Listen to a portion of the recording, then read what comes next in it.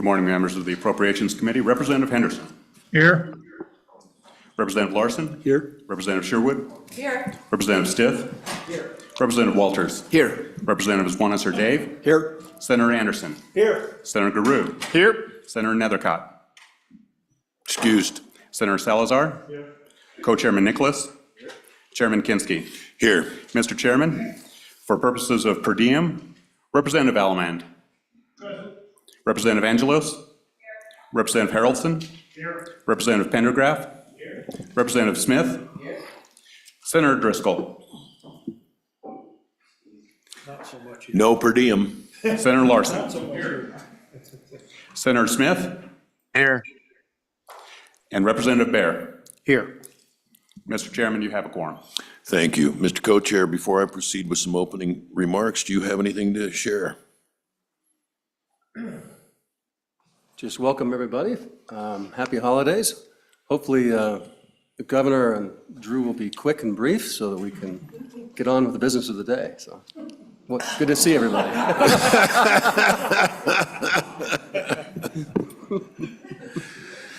Thank you.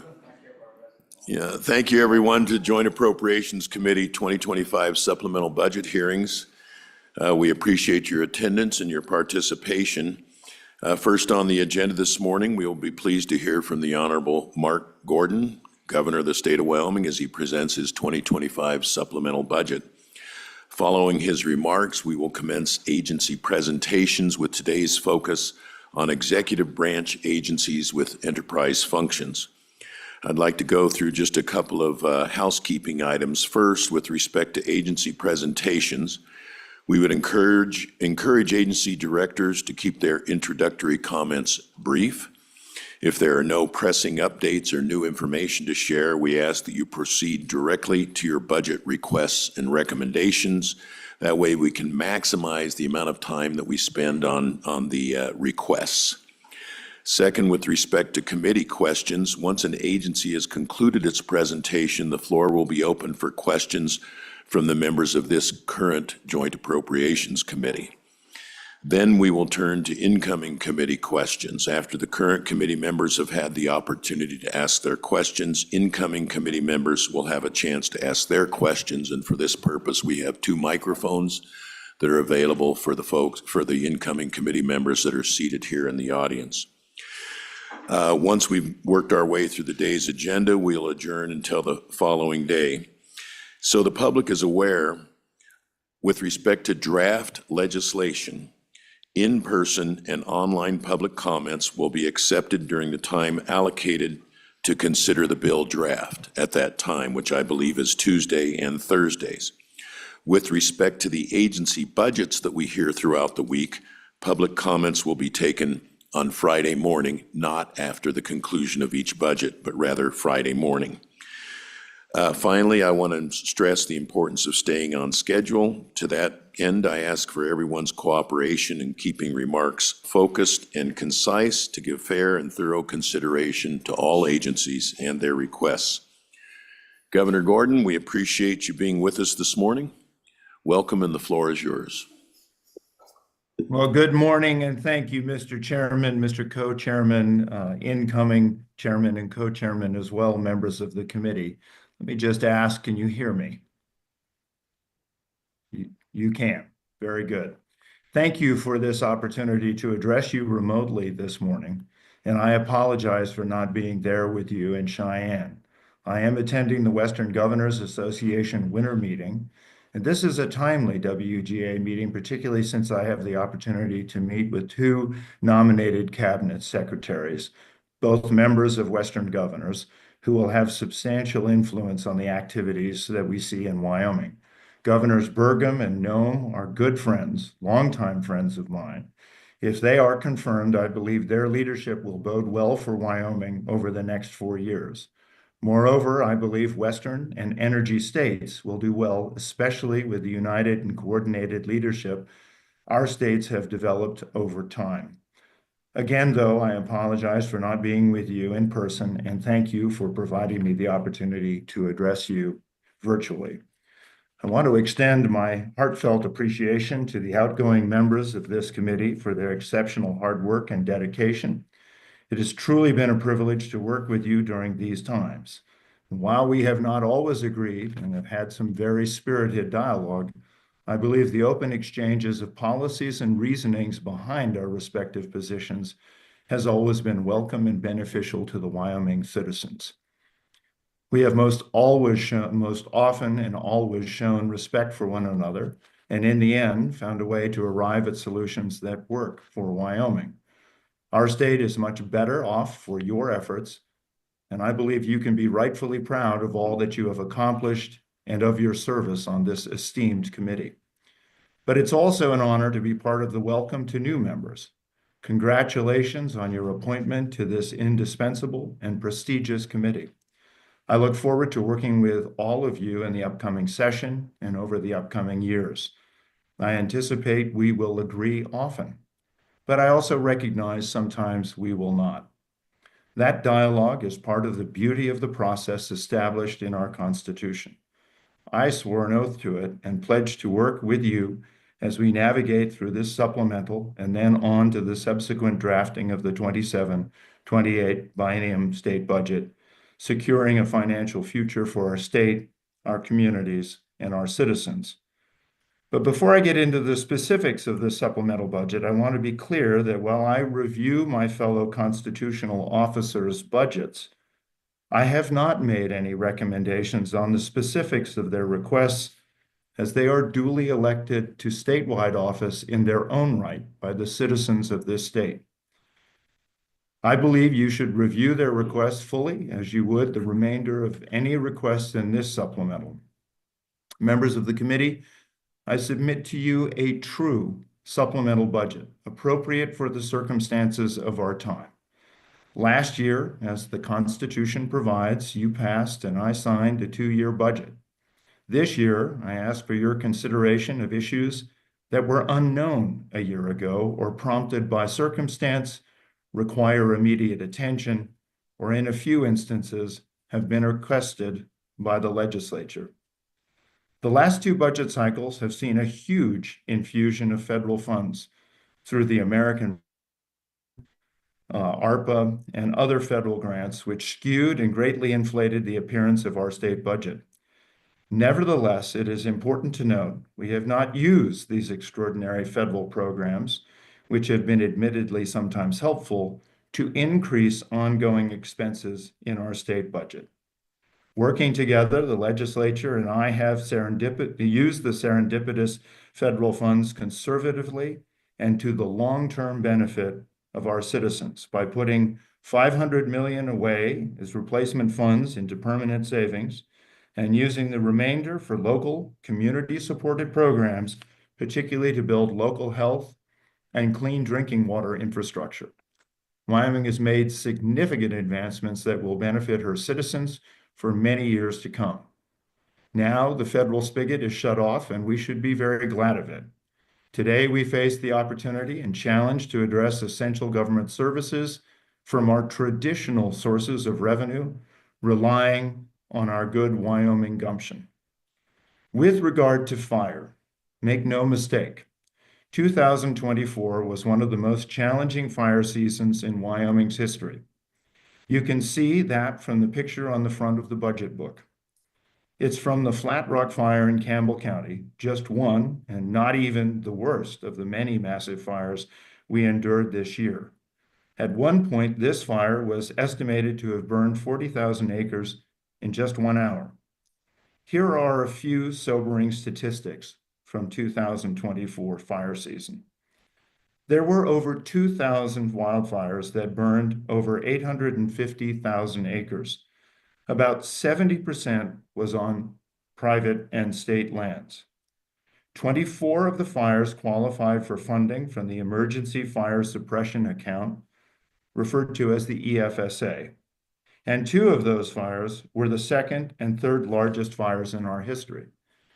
The financial toll of the fire suppression costs this year exceeded $55 million, completely depleting the accounts used for fire, the EFSA, and the more modest Homeland Security and governor's contingency accounts.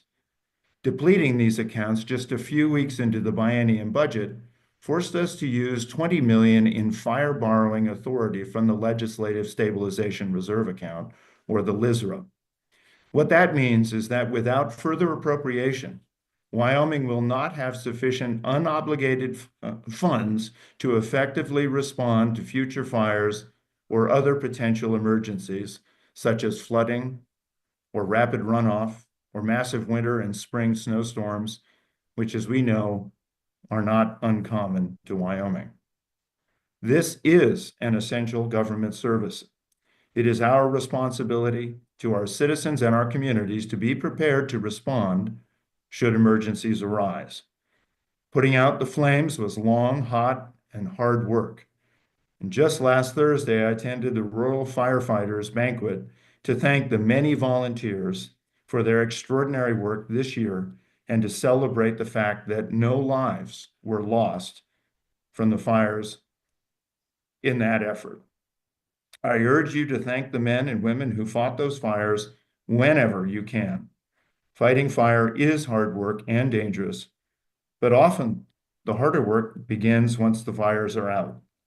Appropriate and adequate restoration needs to start right away, and in some areas, it may take years.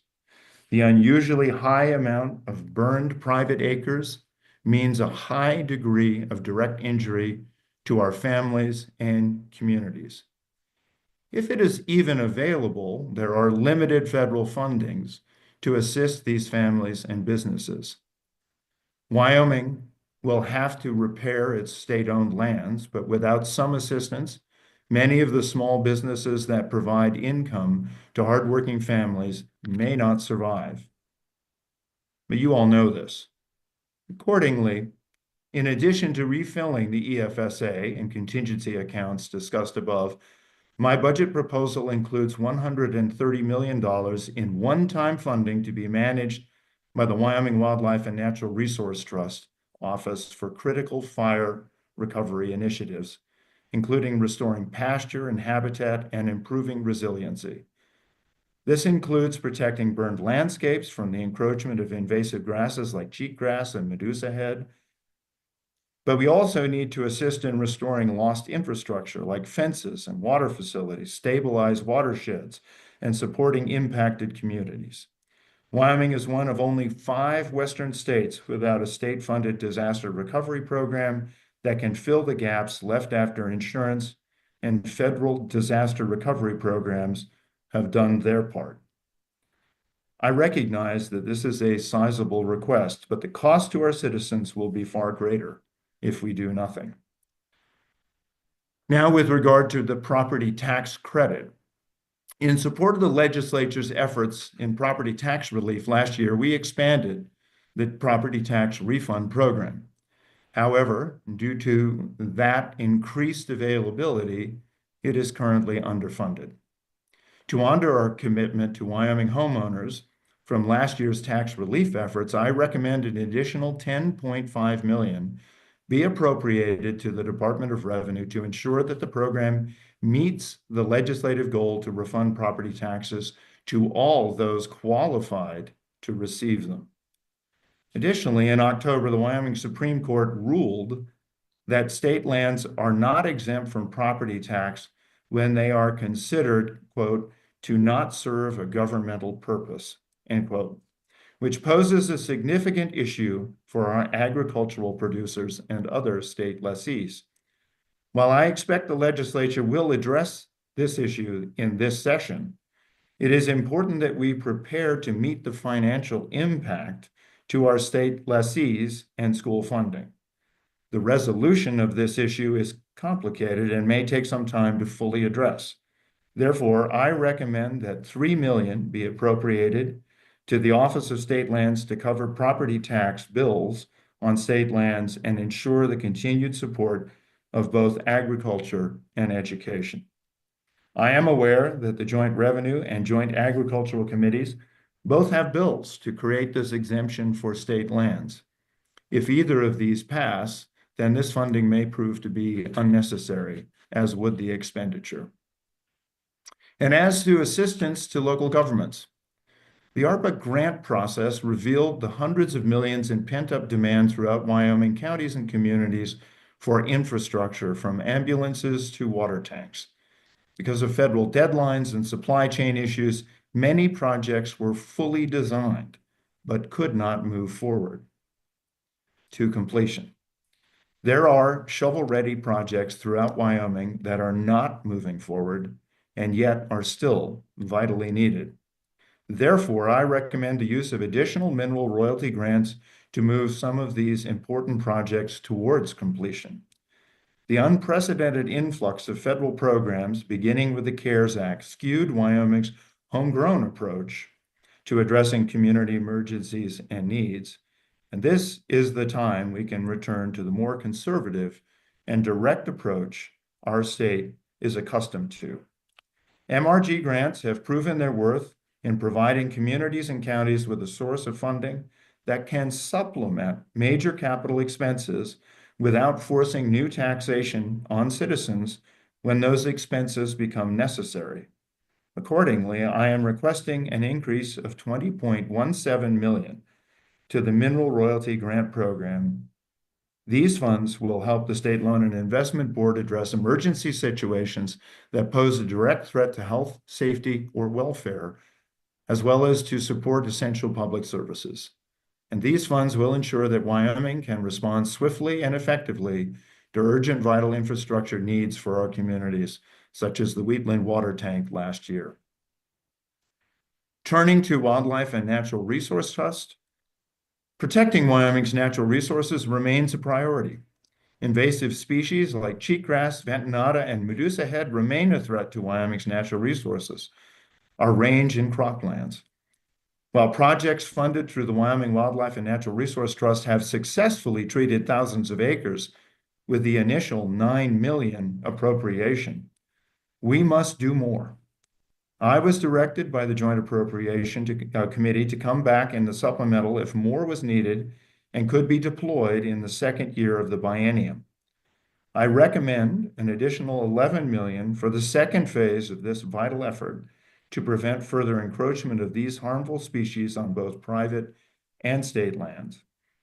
We have made amazing strides across Wyoming in preserving and enhancing the productivity of our lands.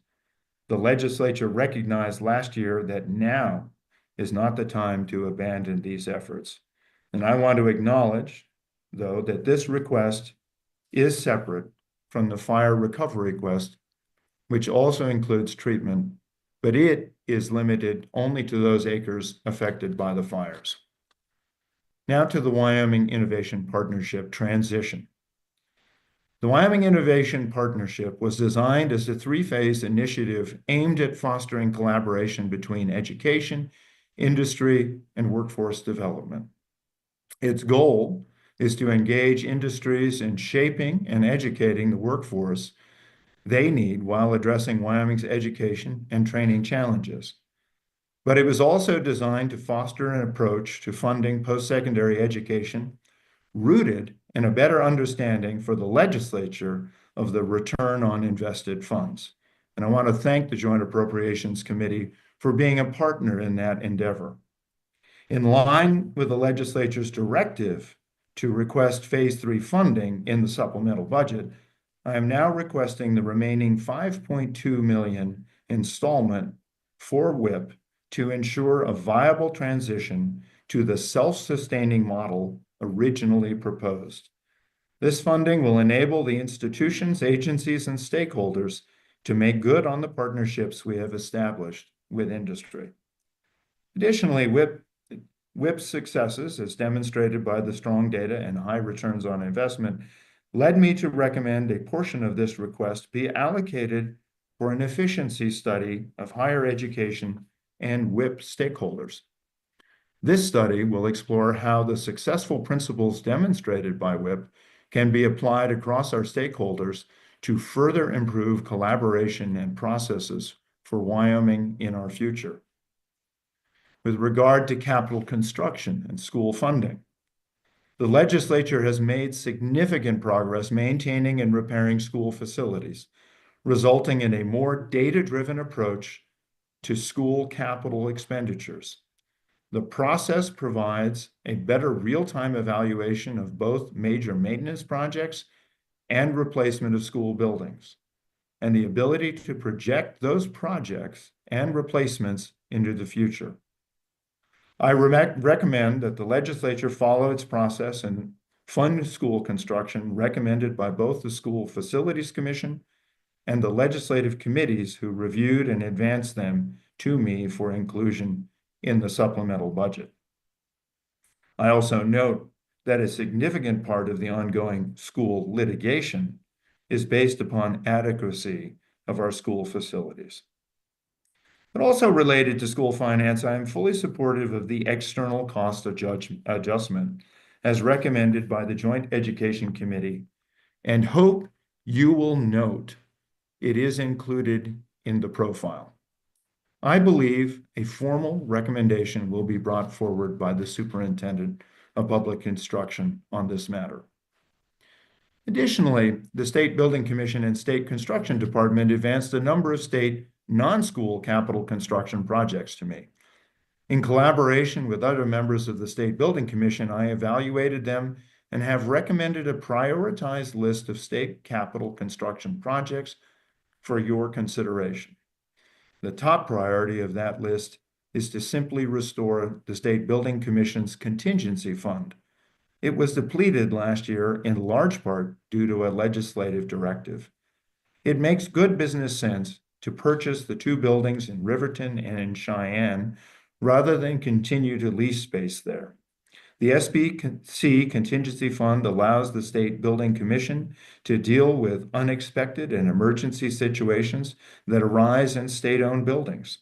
If the contingency fund is not replenished, the ability to deal with facility-related crises or to take advantage of significant opportunities that can better control the future facility costs of state government will be compromised.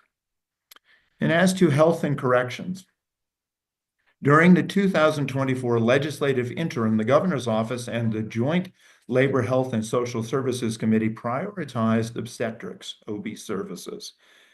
However, Wyoming continues to lose OB services as evidenced by the recent announcement of the Evanston Regional Hospital of closing theirs.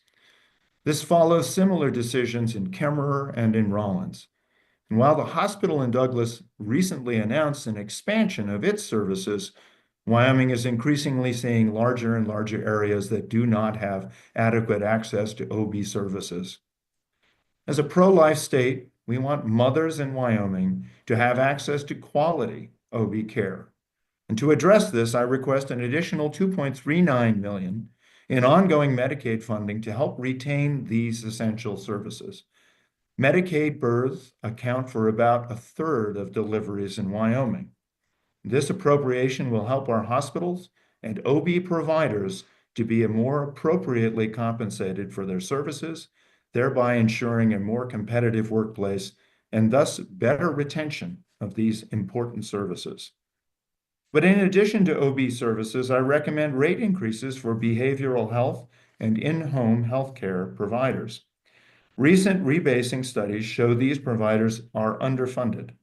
This information was unavailable during the development of last year's biennial budget. This increase will ensure continued care for Wyoming's most vulnerable residents. I request a $1.67 million for behavioral health and $672,728 for in-home health care rebasing, which includes both state and federal funds. Without it, we will continue to see additional stress on the providers of these services and an increase in the vacancies of those who provide them. Mental health remains a critical concern in Wyoming, affecting providers, faith leaders, neighbors, and law enforcement, among others. And as for the Department of Corrections, staffing shortages have long impacted the department's ability to safely house prisoners. Although hiring trends are improving, Wyoming still faces costs for housing prisoners out of state and the related transportation costs. I recommend $9.31 million in one-time funding to cover these costs as prisoners return to Wyoming. Additionally, I recommend funding to correct a mutual budget error of $1.4 million for adult community corrections and $455,000 to continue providing behavioral health services to prisoners nearing release because of an increase in costs provided by the provider. Finally, the November elections brought most welcome news. However, the actions of the last 4 years will not disappear as of January 20th. Much of the litigation we are currently involved with will continue for months, if not years. Even as we work with the upcoming administration to reverse overreaching decisions, these actions will no doubt be challenged by interest groups opposed to Wyoming's productive use of our natural resources. The Attorney General's office has been aggressive in challenging regulations that hinder our ability to manage agriculture, energy, water, and wildlife, most recently securing a decision compelling the U.S. Fish and Wildlife Service to make a decision finally on proceeding with the delisting of the Yellowstone grizzly. To continue this effort and prepare for different challenges, I recommend funding 2 senior attorney positions to strengthen the office's capacity to combat federal interference effectively, as well as to potentially help defending the incoming Trump administration from ill-advised and frivolous legal attacks from the very forces that have held Wyoming back over these past 4 years.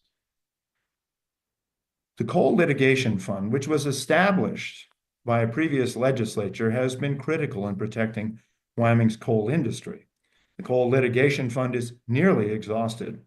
And to continue this fight, I had originally recommended increasing the fund to $7.5 million and expanding its use to cover litigation costs related to help protect all of Wyoming's natural resources from harmful federal or radical environmental groups' interference. With the change to an administration that is more favorable to Wyoming's natural resources and multiple use on public lands, I recommend this appropriation be reduced to $3.5 million. However, as I've mentioned, our litigation focus is likely to shift, not end. A former legislature had the foresight to establish the Federal Natural Resource Policy Account, also referred to as FNRPA, which allows a funding source to counties to participate in federal planning and administrative actions. FNRPA funding is also available for litigation support to counties and to the state. Recognizing the importance of this local participation, I ask you to consider appropriating the remaining $4 million that we didn't include in that 7.5 to FNRPA. Doing so further buttresses the ability of our local entities and their expertise to be effective as cooperating agencies in federal planning processes and to support their advocacy of local interests and policies. This has been especially true in the Rock Springs RMP. We must also acknowledge how vital it is to our citizens that robust funding be available for the state to respond to federal overreach into water-related issues and collaborate and advocate with downstream states and users on efforts to update existing river compacts. These are precarious times for the West, and we must be well equipped to protect our water rights as water scarcity becomes an increasing issue. To strengthen our efforts there, I recommend $2.5 million to ensure we have the means to protect and adjudicate interstate water rights, along with funding for 3 new positions in the state engineer's office to better manage water data and assist with interstate negotiations. Data is imperative as we do so. Additionally, I am requesting $148,000 for the replacement of an outdated North Platte River modeling system. This replacement is vital to ensure we can meet our obligations under the modified North Platte Decree and maintain accurate data for water users along the river, ensuring the state engineer's office has the resources to maintain and manage these critical water systems is essential for Wyoming's future growth and sustainability. In conclusion, these proposed investments in my supplemental budget requests are essential to maintaining Wyoming's way of life and securing the future of our state. From fire response and recovery to protecting our core industries and resources, we must be disciplined in balancing our budget while ensuring Wyoming is properly equipped to face the challenges that lie ahead. It is always an honor to work with the dedicated and thoughtful individuals who serve on this committee. It enjoys a legacy of wisdom, forethought, and care. I am confident that your deliberations will extend that tradition, which is the envy of so many of my peers. I thank you for your consideration and attention to the needs of this, the greatest state, in the greatest nation in the world. And I thank you for your time this morning. Well, Governor, thank you very much. That was comprehensive. Quick run through of a number of fairly complicated, involved budget items. And we know you've got to get back to the Western Governors Conference, but I would like to open it up for any questions that there may be from committee members before we go to your Chief of Staff and cut you loose. Committee, anything for the governor? Anything? No? All right. Incoming committee members, any questions for the governor? All right then, Governor, we'll let you get back to your deliberations at the Western Governors Conference, and we greatly appreciate your time and the sacrifice that you make in being away from Wyoming and family to go to the Western Governors Conference. Thank you so much. Thank you, Mr. Chairman, Mr. Co-Chairman, members of the committee. Good luck with your deliberations. Thank you.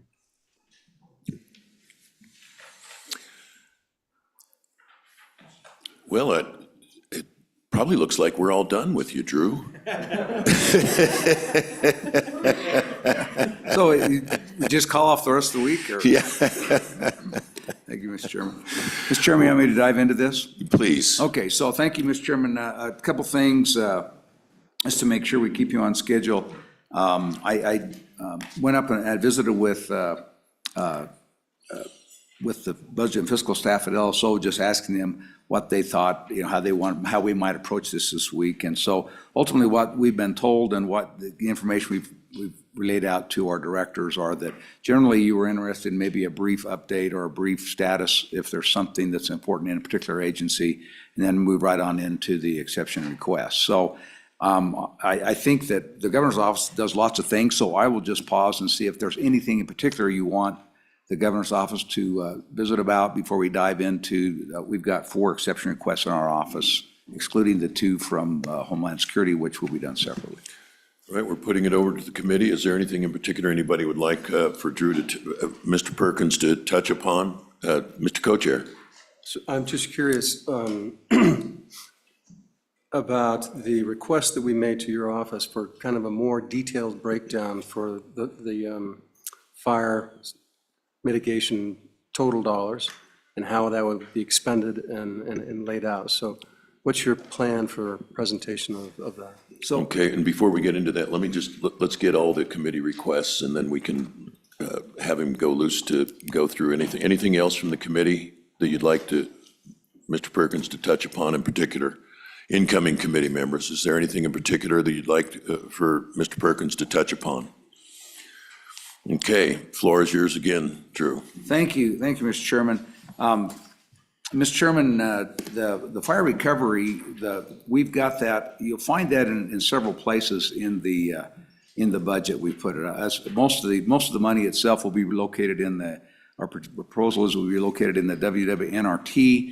We have a letter, a governor's letter that we will provide to you. We were hoping to have it ready today. It's all but drafted. I can zing through that, but ultimately that will be presented to you later this week when the governor gets back, so have time to do the final approval on that.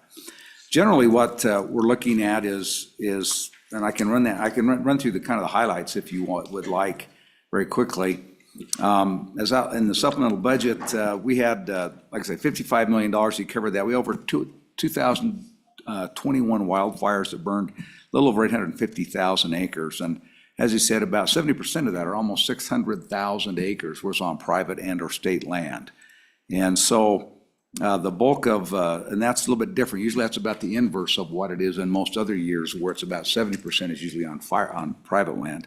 There was, in one of those fires, I believe the Flat Rock fire, at one point was burning so fast it burnt 40,000 acres in an hour, was the estimate. So the problem is that once you're over with that, then there's lots of things that have to be done. There were, I think, somewhere around 2,000 miles of fence that burned up. You're talking about fencing at about $15,000 a mile to put back in. You've got water infrastructure that was burned down. The thing you'll have is, keep in mind that a lot of those folks won't be able to graze until the earliest. If everything went perfect, you might be able to be back on it in a year. Most likely, you're going to have to wait 2 years to be back on your own land to graze. And so that creates a lot of issues. We spent a lot of time talking with ag people in the ag industry. We've spent time talking with bankers, trying to identify where are the gaps between what's available, what might have been insured or was even eligible to be covered for insurance, what's available through federal programs, and then what's left behind. And ultimately, I think there's a significant amount there's a significant gaps. And so that's where a lot of this comes from. I can tell you that in looking at that, just to run down, Campbell lost about 120,000 acres, Converse about 7,500, Kirk about 4,400, Goshen about 7,000 acres, Johnson County lost about 176,000, almost 177,000 acres. Laramie County lost almost 25,000 acres. Platte County lost almost 33,000 acres. Sheridan County lost a little over 205,000 acres. Weston County lost 346,000 acres. And so using those, what we did is we kind of used those acreages, although that's not all the counties that were burned up. We kind of used those acreages to establish some ideas. And so and kind of like, how much does it cost to treat an acre? How much does it cost to do a mile of fencing? How much fencing would be lost? And came up with some numbers in there, and these will be in the letter. The fence replacement loan is estimated to be about $46.9 million. Some of that can be covered by federal, some of that can be covered by insurance, but it's just not all going to be covered. And sometimes federal doesn't cover some of the internal fences that you might have. They may cover boundary fences, but maybe not internal fences. And so there's some of those issues. I think you look at one of the biggest concerns we have is, as we continue to watch Medusa head and cheatgrass and other things blow across our state and have that ugly silver sheen that comes out in the spring, at current prices to continue to fight cheatgrass, Medusa head, bentonata, and other invasive plants, thinking that's probably a total of about $145 million to treat that. You've got probably other invasive, probably also other habitat and pasture restoration not related to the emergence of annual invasives, about 116 million, excuse me. So if you more likely based on known reclamation costs, I'm sorry. Just one moment, Mr. Perkins. Senator Anderson has a question. Sure. Mr. Chairman, thank you. That fencing that you're quoting, is that state and private fencing? Are we going to help the private guys with their fencing also? Thank you, Mr. Chairman. Senator Anderson, Mr. Chairman, the answer to that, I believe, is yes. I mean, if you look, the feds will cover, there's a couple of federal programs that will help restore fencing. Not all fencing qualifies under that, but there's also an upper limit that any one applicant can have, if the money's even available, as we've seen in North Carolina and the problems they're having getting FEMA funding through North Carolina. If the funding's available, there's a limit, and it's simply not going to cover all of the fencing. So yes, part of the idea is it wouldn't just be state lands, but it'll also be available to augment, to fill a gap. So it's not that we would do it in place of other insurance or federal funds, but when those aren't enough or they're not available, that then the state would step in and help with fencing on those types of projects. Follow on, Senator. Any follow on? Chief of Staff Perkins, Representative Larson has a question for you. Thank you. Good morning, Chief. The question I had as we got into this is, we spent $60 million on fires. I'm interested, if we can, to somehow get an accounting of what those funds were spent on. I know it was on fires, but within the fire world, what were the funds spent on? I mean, it would be interesting to see how that was done. Is there any accounting or something that you could provide for us to see how those funds are allocated out and per which fire? Sure, and those funds are expended under the authority and under the auspices of the state forester. And so when Kelly Norris is here, she can give you a full accounting of those things. Thank you. And, you know, quite frankly, most of it's spent on air support, you know, whether they're seats or whether they're the larger tankers that came by. And then at times you had anywhere, I think on some of the bigger fires, you had as many as 900, almost 900 people working in a given fire. As you all know, but not a lot of people know, there's no state firefighters in Wyoming. Those are all, so what happens is those are crews that come from elsewhere, but in some cases it's local crews. If you've got firemen will volunteer and they may come up from a part of Wyoming that's not there. And so those, they charge a day rate and their expenses, and they're paid for out of that fund. And so that's how those folks are compensated to approve those fires. So there's lots of examples like that. And so, State Forester Norris can fill you on that when she appears. Mr. Co-Chair. Thank you. So to follow up, and I think we'll want to follow up on your draft letter and what you just talked about, just the rough numbers that you ran by are exceeding more than what you're asking for. Exactly. Mr. Chairman, the total number to repair will probably be over $400 million is our current guess. Now, and this, so some of it will be made up from insurance, some will be paid up from private private people funding it themselves, some will be made from federal grants, and then some will be made by, some of it is under this fund. So as you cobble those things together, it will take that, but I think as the governor mentioned in his remarks, this is probably the first year, and we'll have to see how this goes. Some of you can apply, and some of the things you can do this year and get after it, and some of these things will take a few years to actually see what is happening and what we need to do. So this may very well be a first installment. And so then the question is what's the framework? Because I think this is what we would like to see, is that the outline of the framework of how you intend to implement the process. For example, who gets what, how is it allocated, who's first in line, who's not in line, what are requirements to use federal funding first, and how do you prioritize it, private versus state, and who's in line and how it's going to be divvied up. All of that has to be, I think, there has to be a game plan. Otherwise, we're just handing you a bucket of $170 million and saying, go for it, and help us come back for another 170 in next year, essentially. I mean, and then how do we take the numbers that you provided to us on those estimated costs? How did you come up with those? What were your calculations? What assumptions did you make? And it's just that, those are all the kind of questions I think that we as a legislature in the state of Wyoming needs to know the answer to. Sure. And Mr. Chairman, the letter that we'll deliver to you later this week will provide a general broad outline for that. Most of those costs have been visited by talking with, been working through Director Bob Budd, who through his experience in running the Natural Wildlife Resource Trust, which is an agency that has, as we're all aware, a lot of experience in monitoring and administering those types of conservation programs and bringing those things back. I've also had extensive, Bob has done a lot of discussions with Doug Miyamoto out of the Department of Agriculture, as well as Director Parfit, Todd Parfit out of DEQ, because there's some watershed issues and water quality issues to be dealt with. And so those numbers are being pulled together by these directors. And when Director Budd comes in here, as well as some of the others, so he can go into greater detail about how that would be.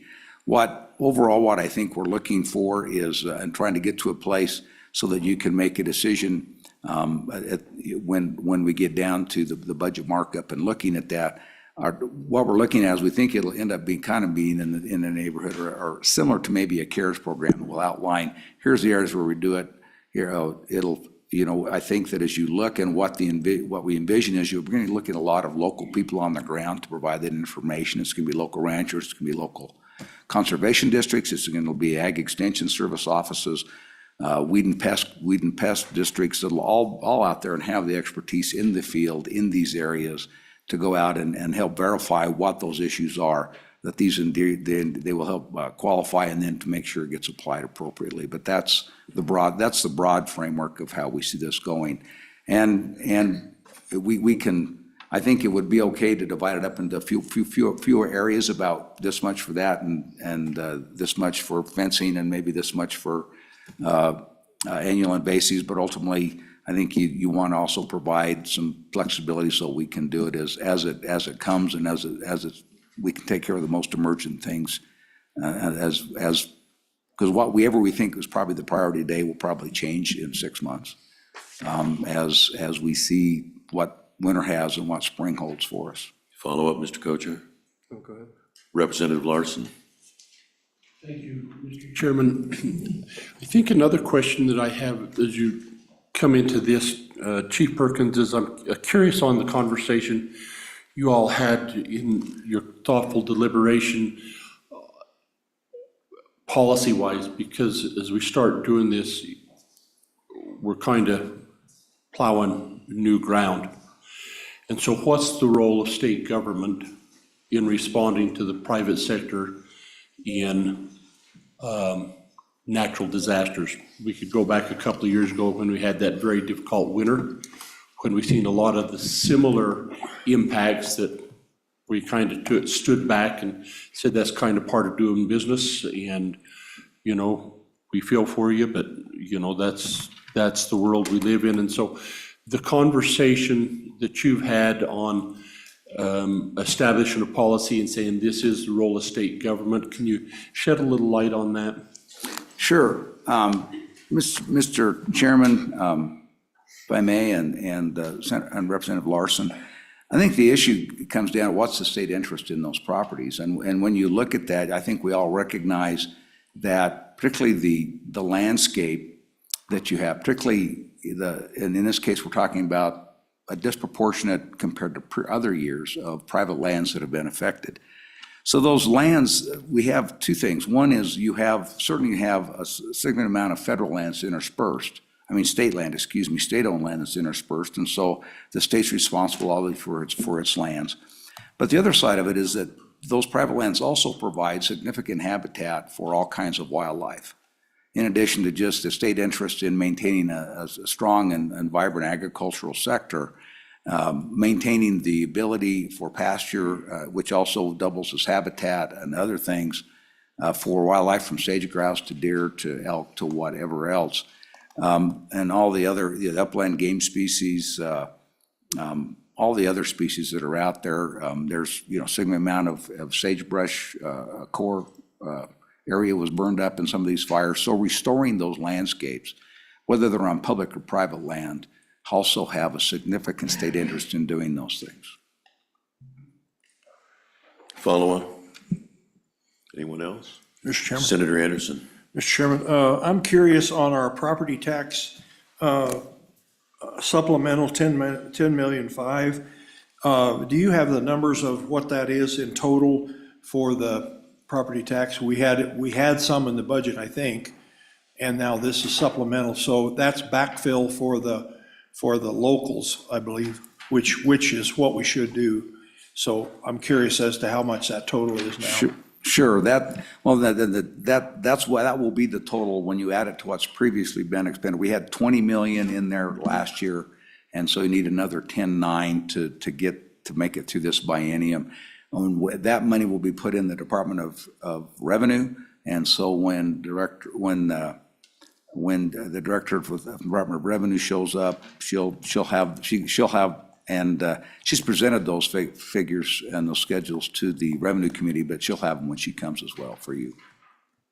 Thank you. Anything further? All right, proceed. Okay. I think the other letter, there's one other letter, and then we'll just jump into what those things that are specific to the governor's office. The one other letter that you have will be is just to remind you, Wyoming State Shooting Complex takes additional legislative action. The governor's office just wanted to make sure you remembered that.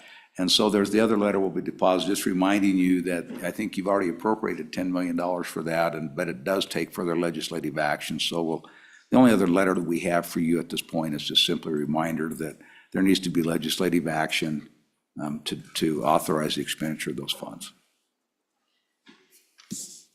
With that, Mr. Chairman, I'll jump into our specific, the governor's office, if I may.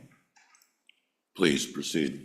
Thank you, Mr. Chairman. Mr. Chairman, if you want to go to your budget book, if you go to page 15 on the budget book, you'll find the chart of the 4 exception requests from the governor's office. Of course, on page 16, on page 15, you'll find that. On page 16 is the Office of Homeland Security. They present separately, so we're just going to be talking about those first 4 that you see on page 18. So priority 1, you'll find on page 20 of our budget book. Priority 2, you'll find on page 36 of our budget book. Priority 3, you'll find on page 40 of our budget book. And on priority 4, you'll find on page 30. So again, if I said it right, priority 2 is on page 36. So going to page 20 of the budget book, you'll find our first priority. And what that is that's just the governor has a $1 million contingency fund that is used to meet, so that when something comes up on a Monday or Tuesday or Wednesday, you have the ability to respond, whether it's flood, whether it's fire, whatever it is. One of the conditions of accessing the $20 million fire borrowing out of the LSRA was we have to have exhausted the EFSA, the Emergency Fire Suppression Account. We have to exhausted the Wyoming Homeland Contingency Account and the governor's account. So those were all prerequisites as we marched through those before we could access the borrowing. So those monies are fully obligated through firefighting expenses. And so without reappropriating those contingency accounts, and this one specifically in the governor's office, then we're not left with those types of funds to come out and fight and to respond to whether they're floods, fires, or snowstorms. So that's priority 1. With that, Mr. Chairman, any questions? Questions? I do have a question. Okay, Mr. Co-Chair, and then Representative Bear. So when the governor has mentioned in his budget that we're one of only 5 states that has a disaster relief fund. And what I'm really curious is, what do those other states look like? And what do you intend to model ours after? And what type of dollars do you envision, or the need for or the size of that fund? And I bring that up because obviously, even though we don't have a disaster mitigation fund, you were able to expend $55 million because we've set it up so that there is, in essence, a mechanism that already exists. And so how is it going to stack up with our current process? And how do you tie those in together? Mr. Chairman? Mr. Chairman, I appreciate the question. And so you know, the reason that if you go out and check, for example, the Pew Charitable Foundation, who looks at these types of things, Wyoming technically does have an emergency fund. It's these contingency funds. It's this $1 million, and it's the $1.2 million in the Wyoming Office of Homeland Security. And so those are the contingency funds. I don't think we envision a new program. I think that this year was unique in the total amount of acreages that burned and the amount of state lands that there is. I think that in looking at that, I think particularly the biggest concerns we have that the state have, again, the state interest is habitat and pasture and what that means for both livestock and wildlife. And to make sure that comes back, that we end up with a vibrant and healthy landscape that returns in a few years, as opposed to one that's filled with invasives and other issues, or that has been undergrazed or overgrazed or otherwise not allowed to recover. And so there's a significant interest in the state having that, particularly in its own lands, but those lands are obviously intermingled and very intricately involved in the livestock operations you have with ag producers across the state. So We don't envision that this is going to be an ongoing program, but it's something that we may look at. This is what we'll look at, and maybe the legislature wants to take and run with this moving forward. Maybe it doesn't. But in this particular instance, we thought that this was important to do. Follow on, Mr. Co-Chair. Representative Bear. Thank you, Mr. Chairman. I apologize. I didn't jump in when the chief was discussing the fire mitigation expenditures, but that's where my questions lie. So, Chief, specifically, you mentioned 2,000 miles of fence. Just would like to know if that's an estimate that includes both private and state lands. I know we have a responsibility on the state lands to fix that fencing. And as I drive through the fire damaged areas near my district, I see that, you know, it's not every post that burned. It was a pretty fast fire. So is that total mileage of fence, or is it just an estimate based on initial looking at the fencing and seeing what needs to be done? Second question, I've seen constituents in near my area that have been affected by the fire that have made the suggestion of giving a tax holiday, a sales tax holiday on both the chemicals used for mitigating the invasive species and for the products that are used for fencing. Obviously, the materials is not the total cost. You have a lot of labor there as well. But has the governor's office looked at that particular option? As you mentioned, there were caps in the federal and insurance potential coverage.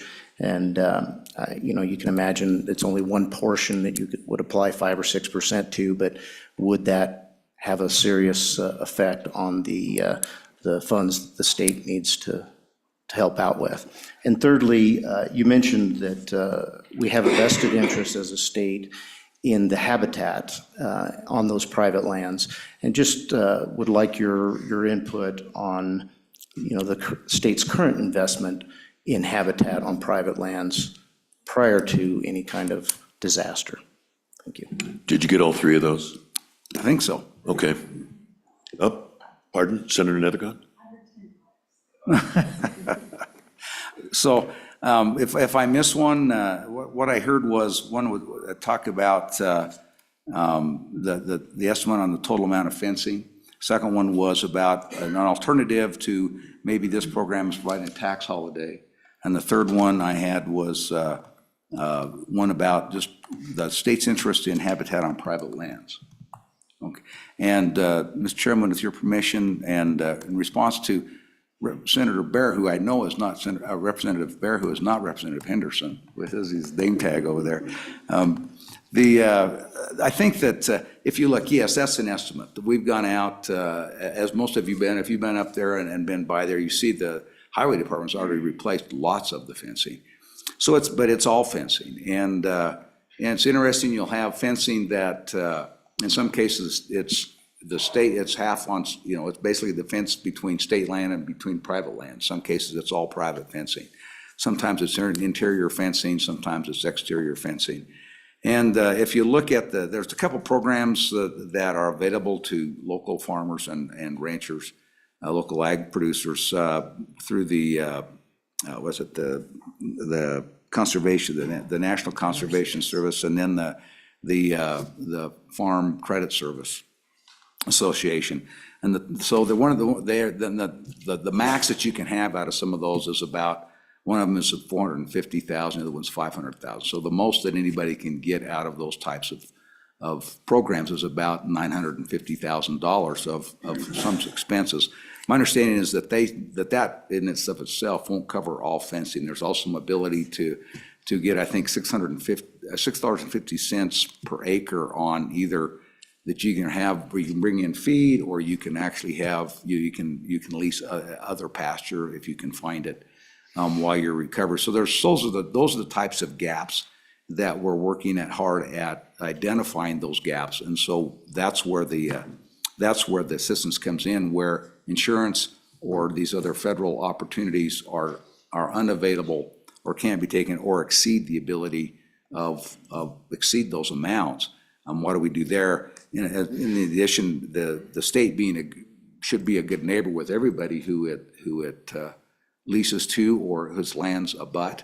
And so that it should be paying for its share of fencing and treating those lands as they're interspersed. And so as you do it, if you were to do, I mean, you certainly could provide tax holidays, but now you've got to go through a process where individuals would apply for qualification. They have to be some kind of, you want some kind of verification that they've indeed been harmed by the fire, and the chemicals or other things that they're doing are being harmed, you know, that so otherwise they're qualified for the tax holiday. Now, you could also do it where they have those expenses, they put those together, and then they would send them in and you'd reimburse them. So you certainly, I mean, there are certainly other ways you can do it. At the end of the day, what's the tax relief and what's not the tax relief? I don't know what those numbers would be. In this instance, at least you can, whether it's 130 million, whether it's 50 million, you know what it is. I think you can make it easier so you don't have to get bogged down in bureaucracy of the qualifying and presenting tax exemption certificates and things like that. So it's a way that you could, I think, cut through red tape and maybe get this on the ground and get it applied and done in a period of time.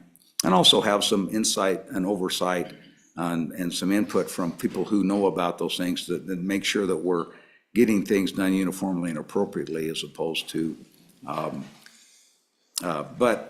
but there's still going to be a lot of folks that have to do this on their private land that this stuff's not going to touch. Chief, Yes. I've got Senator Gru and Representative Larson, but I don't want to go to them until you're done with Okay, and then Representative the Baer's last questions. The last one I would say, which is, so I mean, that there's certainly other ways that you could help fund this, or things you could do to augment it, or to reduce it, or to limit it, or to spread it out further. And I'm sure as we go through this session that we'll have many of those discussions.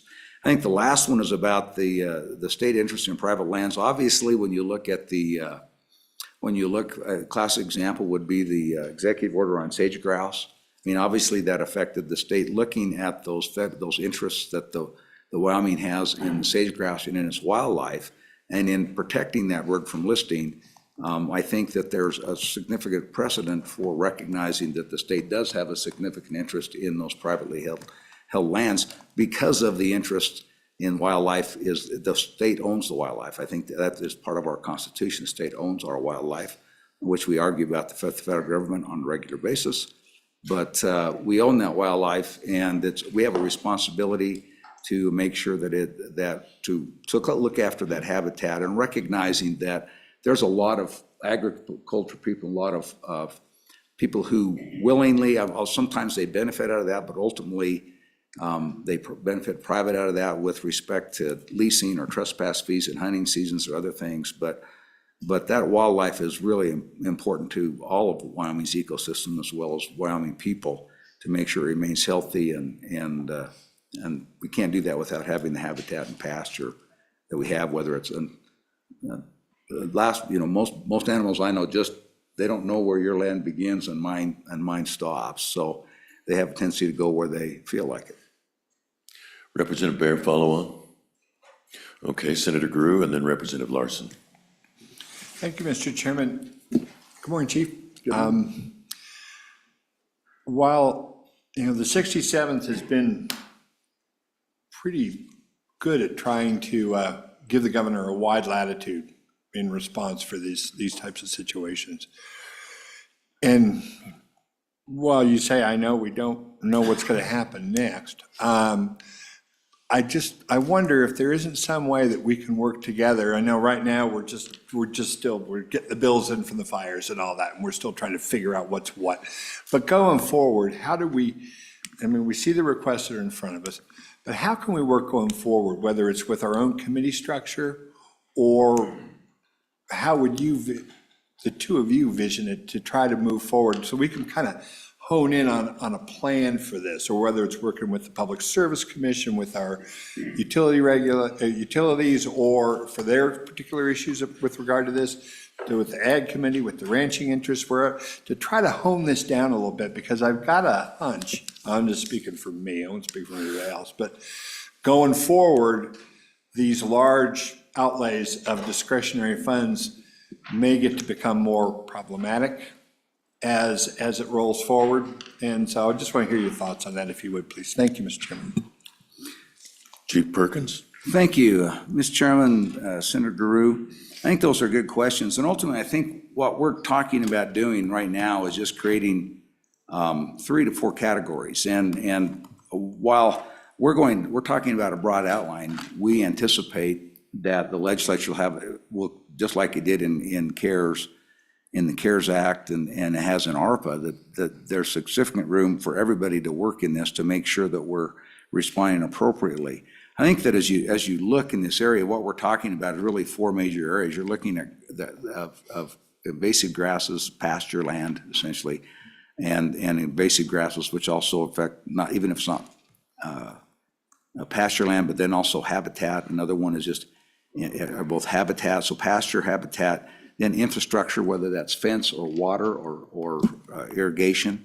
And then I think then the other one is our watersheds, and looking at particularly you get above with some of the fires that happened above Dayton and Winchester. Some of those things, I think even in Sheridan, I mean, those watersheds are right above their water sources. And so you've got to make sure those watersheds are taken care of and that they're repaired, and that you're looking that you don't have water quality issues with respect to the water supplies to those particular communities. So I think we're looking at kind of those 4 major categories and allocating between those. Then from there, you'll branch out, and I think that there's, as you look at what are the resources we've got on the ground, you're looking at ag extension offices, you're looking at weed and pest districts, you're looking at, and their private people can come and certainly, I mean, if you don't know about spraying weeds, you can talk to President Driscoll, because he's got lots of experience in spraying weeds, but there's lots of expertise on the ground that we can assemble and make sure that these funds, I think, are both applied correctly, and it'll take some oversight and some thought, and we anticipate that you'll have a lot to say about what that looks like going forward. It's Representative Larson's, wait a minute, anything else, Senator Drew? Representative Larson, and then co-chair.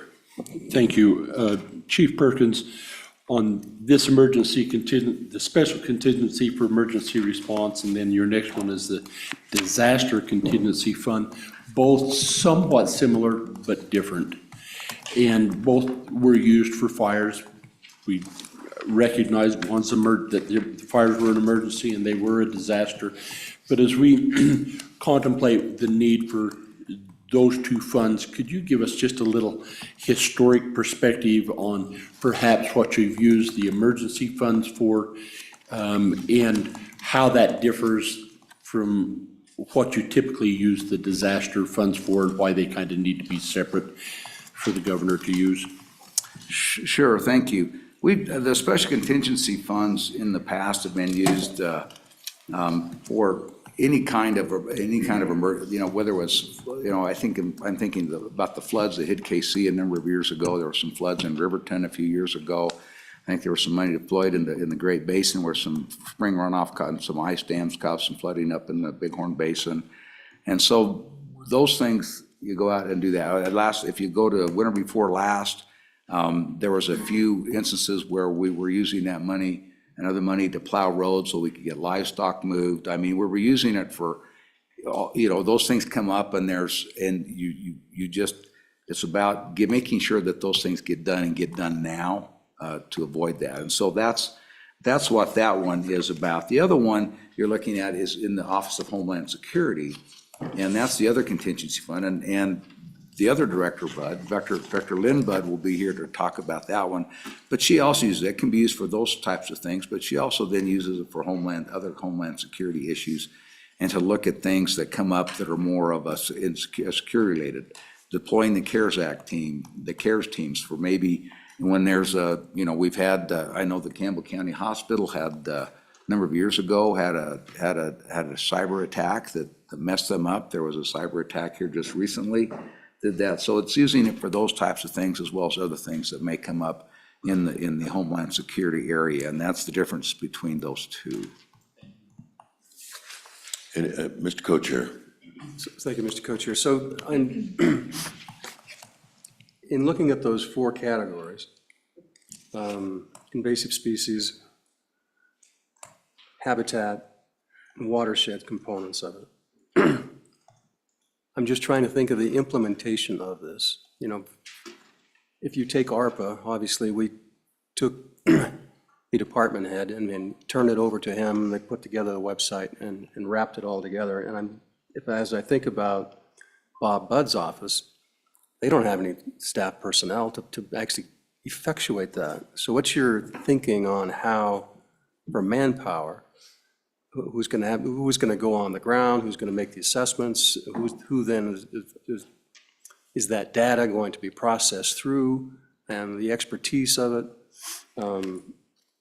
and how does that stack on top of the invasive species we've already been doing? You know, sometimes fires actually are beneficial to a lot of grasslands. And we don't know what's going to happen if we have a dry winter. Our watershed issues aren't going to be that great. Lots of things we don't know. So how is all that going to mesh in terms of how you have the proper and adequate personnel to make this happen? Well, thank you, Mr. Chairman. I think the answer to the question is twofold. And first of all, the reason that it's in the Wildlife and Wildlife Natural Resources Trust is because it's been doing that since its inception. That's what it does. It looks at projects on the ground. It combines and coordinates local on-the-ground activities, whether it's with private landowners, with private conservation groups, with NGOs, with ag extension. It has the experience in coordinating and putting those things together to provide multiple sources, including braided funding streams, so they can actually complete a project. And so having under his direction, I think, he may be the most experienced in those particular areas and doing that. So long as he doesn't retire on us, we should be okay. I think the other side, as far as the manpower, I think we can bring the expertise that we have available from other agencies to work as well. For example, in ARPA was a just significant collaboration between OSLI, the State Budget Department, and the Governor's Office. We met, and we've been meeting biweekly for 2 years, at least, longer than that, biweekly to talk about ARPA, to work through and make sure that coordinated effort to make it work. So the fact that director agency only has 2 people doesn't preclude them, because we can bring the resources, we can coordinate resources from other agencies to assist as needed. So have you begun, or has his agency begun doing these assessments now, before, you know, too much snow is on the ground, and kind of categorize immediate needs and damages and assessments from the various fires, particularly on the private property sections? Yes, they have. So he has, I mean, ag people, ag extension people, the lenders have been out, the federal agencies have been out, the local conservation districts have been out. I mean, everybody's been out assessing. I mean, people have been all over the place looking at this thing, because there's a lot of work to do to bring it back, whether from everything from the local co-ops up there, we're up there looking at their poles. They got to replace a lot of their poles, have to be replaced over time. So it's all that's happening. Where's the simulation of the data, so to actually make it so that it's a cohesive, understandable, and once the state steps in to be, if you will, the helping hand, everything we have to do has to be totally transparent, front and center. So we have to have a description, if you will, of everything we're doing, why we're doing it, and how much money we go, and how we chose to spend the money where we did. Absolutely. And I think Mr. Chairman, I think some of those things we're going to have to work in as we go along. We're in the very preliminary stages of doing that. Director Budd is pulling that information together. I know Doug Miyamoto is working on that information together. Polling, the ag extension people have been out. So we're collecting that information. So ultimately you have to accumulate that. So again, we want this to be data-driven and based. I think the other thing that we want to make sure that we recognize is, again, that the intention would be is that you would come in and be one of that the state would be one of the aid providers of last resort. You're going to demonstrate that you've applied for your insurance and what your insurance is. You're going to demonstrate that you applied for and either were unqualified for or could not be awarded, or were awarded and it wasn't sufficient from these through the FCS and the NRCS, those federal agencies. And so you at least have had to have made the attempt instead of just come out. So this is, again, the intention is that it fill gaps. And so all those things have to be taken care of. But and if you think about it, it's not that much different than most of the other types of aid programs we have. You have to come out, what's your local source of funding? Where's your other funding coming from? What have you done so far? That's not out of the realm of what the state does on a regular basis. Follow on? I think listening to you, if we cross amnesia with acronym, you get acronesia. We have a question from an incoming member of the committee. If you could stand up and state your name so that the chief knows who's talking to him from behind. Yes, thanks, Mr. Chairman. Senator Larson, thanks, Chief Perkins. I don't know if we're on the fence topic or not, but on private fences especially, is there talk that, I'm hearing that it's probably a grant. Is there talk about being a loan, like they have done for other farm issues? And then also, I have another question on state lands. It's my understanding that the fences and improvements are usually the lease or leasee, I guess, has paid for those. So it's not really the state's fence. So there's been discussion on that, I guess, also probably. Okay, 2 questions. Chief? Maybe I remember the first question by the time I get done answering the second question. Yep. Okay, thank you. And so on the state, it's true that, and if you go to a state lease, that any fence repair or fence or installation of fence is generally the responsibility of the lessee. However, also with all leases, those things become accretions too. In other words, they become the property of the state. Once they're on the state lease, the state owns those, unless the state wants them removed. And so, while ultimately that happens, again, they eventually do become the state's property. I think the other thing you want to look at that too is I think that the other thing you want to remember is that as you go about doing this, and this goes back to the first question, which is what about loan programs? We looked at loan programs, and you could do loan programs. The problem with the loan programs the state has right now is that the state has to have, according to statute, has to be in first position. And so the state has to have a prior lien on which means that they'll be foreclosed from any other type of borrowing, or it's going to be severely degraded their ability to borrow funds for their other operations. And so if we wanted to go into a loan program or provide a loan program, it would take some legislative work to recognize that and either provide some kind of exception to that, or you'd have to maybe expand the funding, because ultimately that, like say, the state very likely may be becoming the lender of first resort, because the current statutory requirements are it has to have a first position. Chief, Senator Larson was shaking his head no when you were talking about did you want to follow up? Because it's my understanding that once something is affixed to the land, it does become the property owner's property, and that's the one that I saw you reacting to. Did you want to follow up, Senator Larson? Mr. Chairman, I had thought different on that. I thought that, let's say you put a water system in on that, or a sprinkler. I thought that if the new leasee would need to purchase that from the original leasee. So I don't know if it's really the state's property. Okay. So I have I just was shaking my head against it. Okay, and I'm glad, because I want to get it clarified, and we'll turn it over to the chief.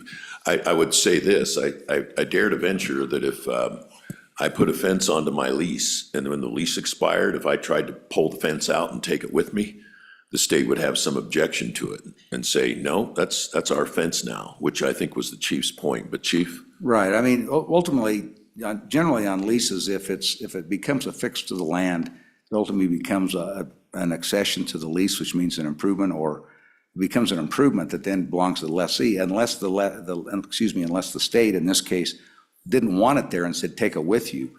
With respect to sprinklers or pivots, things like that, that's typically movable. I mean, just because you buy gated pipe, or whether you buy a sprinkler system, you can pick up and move the pivot. You may not be able to yank out the underground pipe, but you certainly can take, usually, I don't know exactly where the state leases are on this, but just generally in lease law, if it's movable, you can pick it up and move it, even if it weighs tons. You can hook up your winch truck or your truck and pull it up and move it without leaving a big gap or destroying or causing damage to the property when you move it, and it's usually yours. So in a commercial property, I can take my pictures with me, but I can't rip the paint off the wall that I put. I mean, once it's affixed permanently. Okay. Senator Larson, any follow-on? Okay, and I see Representative Pendergraft, you've got your microphone there. Something for the chief? Thank you, Mr. Chairman. Question is for the chief.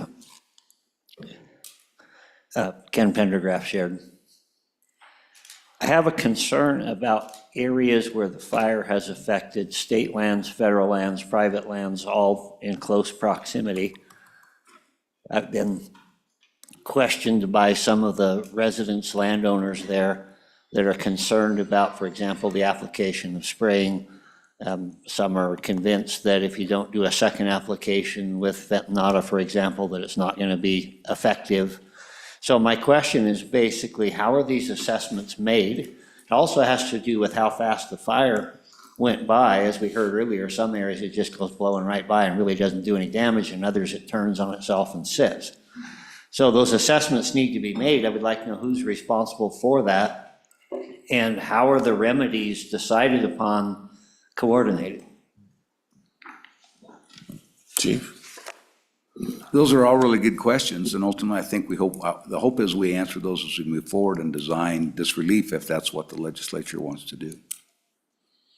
And being from a county where a lot of these invasives originated, I know it's expensive, and you do have to have at least a second application at a minimum. And I think that's part of the reason the numbers are so big that you're talking about. And I think that, just getting the ability to spray on some federal lands, I think some of that approval just came in this year after just absolutely, just watching,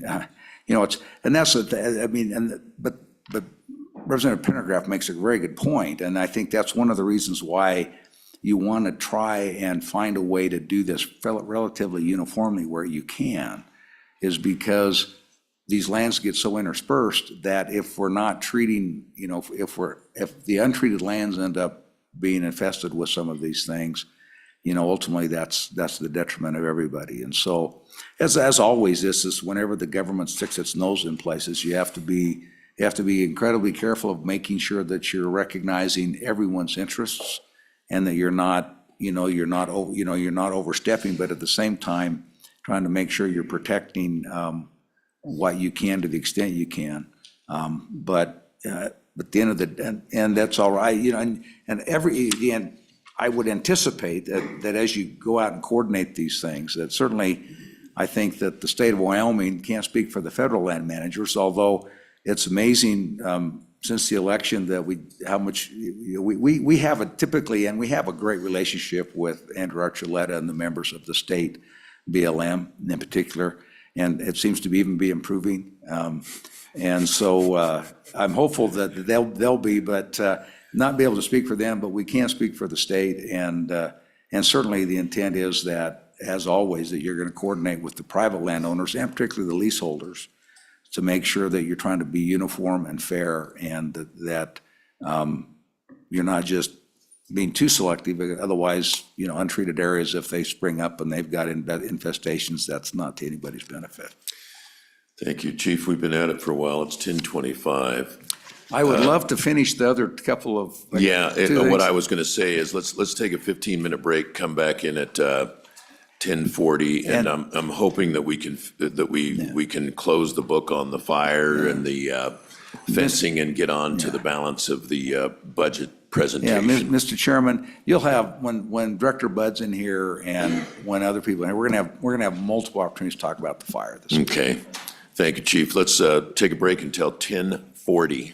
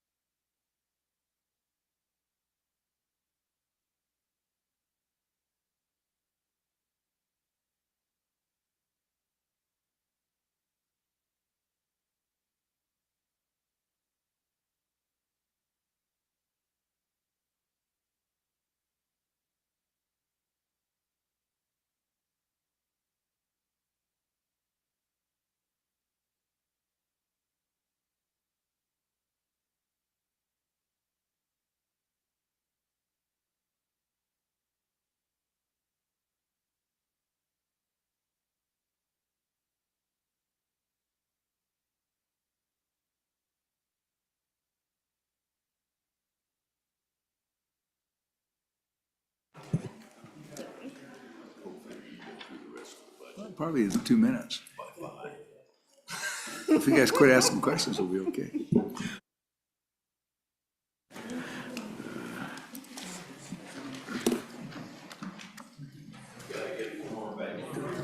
Fire it up.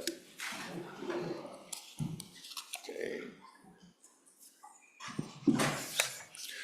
All right, we have a quorum. Go ahead and start the YouTube. Oh. All done? All right, Chief, we're back. All right, Mr. Chairman, I think the next one is on, next exception request priorities on page 35, which is the natural resource litigation support. What this is this is kind of, we're looking for there used to be the coal litigation support fund. We used to have 1.2 million, have been there for a while. That's, I think there's $75,000 left in that fund right now. What we had originally suggested, and this is what the governor talked about, in our original suggestion was that we would like $7.5 million in this for litigation support. And that, what litigation support is for is hiring outside attorneys when if the expertise or there's not an expertise or there's a capacity issue in the Attorney General's office. And so it's just, and we were looking to have that probably expanded. It was before the language in there particularly was only for coal litigation, particularly for coal litigation export facilities. And so in doing that, we would look for the original request was $7.5 million, and also expand it to allow us to use it for other natural resources, which would include, could include range management or resource management plans or other litigation in addition to coal. And there's still a lot of orders and rules that are coming out. We think that while we anticipate that will probably slow down a little bit with the new administration, we think that the litigation from NGOs and others will also increase, and so we think that's still important to have. Chief, does that require legislation, or is it simply language in the budget that we could change? It was language in the budget that Okay. created the restrictions. So just expanding it to for natural resources more broadly would be helpful. I think, and initially also with the change in administration that's happened or that's going to happen on January 20th in the federal, we also looked and thought maybe that would be a good idea to reduce that from the $7.5 million and maybe take that $4 million or reduce it $4 million so it's $3.5 million. So the litigation fund would be restored to $3.5 million, and take the 4 and maybe add the 4 for NERPA, so those resources would be available across for counties and local districts to act as in cooperating agency status, whether it's for data, for experts, or for litigation support. So for my own edification, if the current administration hustles through a regulation at the last minute, and the new administration can try to repeal it, but when you said NGOs, that's the non-governmental organizations, they'll all sue to kind of keep it on the record, is that right? Correct, we're correct. And so, for example, grizzly bear is a classic example. The grizzly bear litigation, the Fish and Wildlife Service came back and was recommending delisting or getting ready to recommend delisting. They were sued by an NGO to stop the delisting. That's now been on hold for 2 years. We got an opinion on order last week. We did prevail, and so Judge Johnson had been on Judge Johnson's desk for a little while, but he finally ruled and gave them 45 days to make their decision. So we'll see where it goes from there, but at least we're finally going to get a decision out of it. Okay. And so, but that's an example of litigation that was inspired by an NGO lawsuit, and that's been going on since 2022, I think. Okay, Mr. Co-Chair. Thank you. And just to follow up on that, for NERPA it typically gets 1 or 2 million per biennium, and so you want to basically double that or quadruple it. So do you anticipate new litigation for the next 2 years for $4 million and that's just for 1 year, right? Because we're in a supplemental. So why would we move 4 million in? That's what I'm just curious about. I think it's just an anticipation of what we've seen in the last few years and where we've seen all this going. If you go literally a year ago, we had about right around 30 outstanding lawsuits, if I remember right.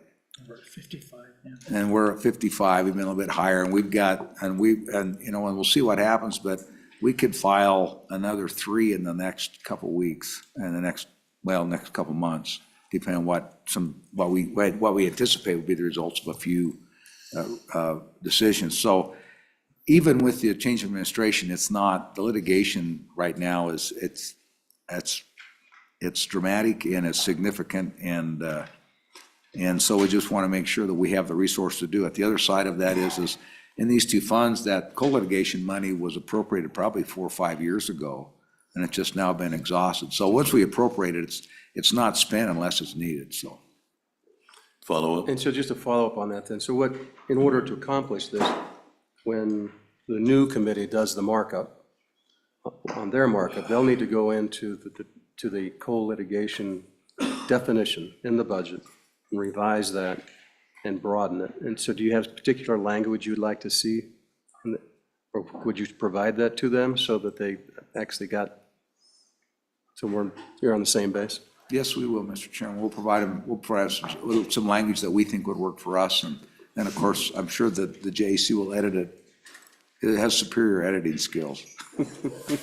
So if staff would make a note, then appreciate it. Okay, Senator Guru, and then Representative Sherwood. Thank you, Mr. Chairman. Thanks, Chief, for that explanation. When I was asking about the fire funds and how that was progressing and try to get some sideboards on that, this piece is what I was thinking about, because we've been doing this lawsuit fund situation for a while where we put money towards where there's coal litigation, and it seems to get more broad and more broad in its description, its scope. And then you say 30 lawsuits, maybe up to 55.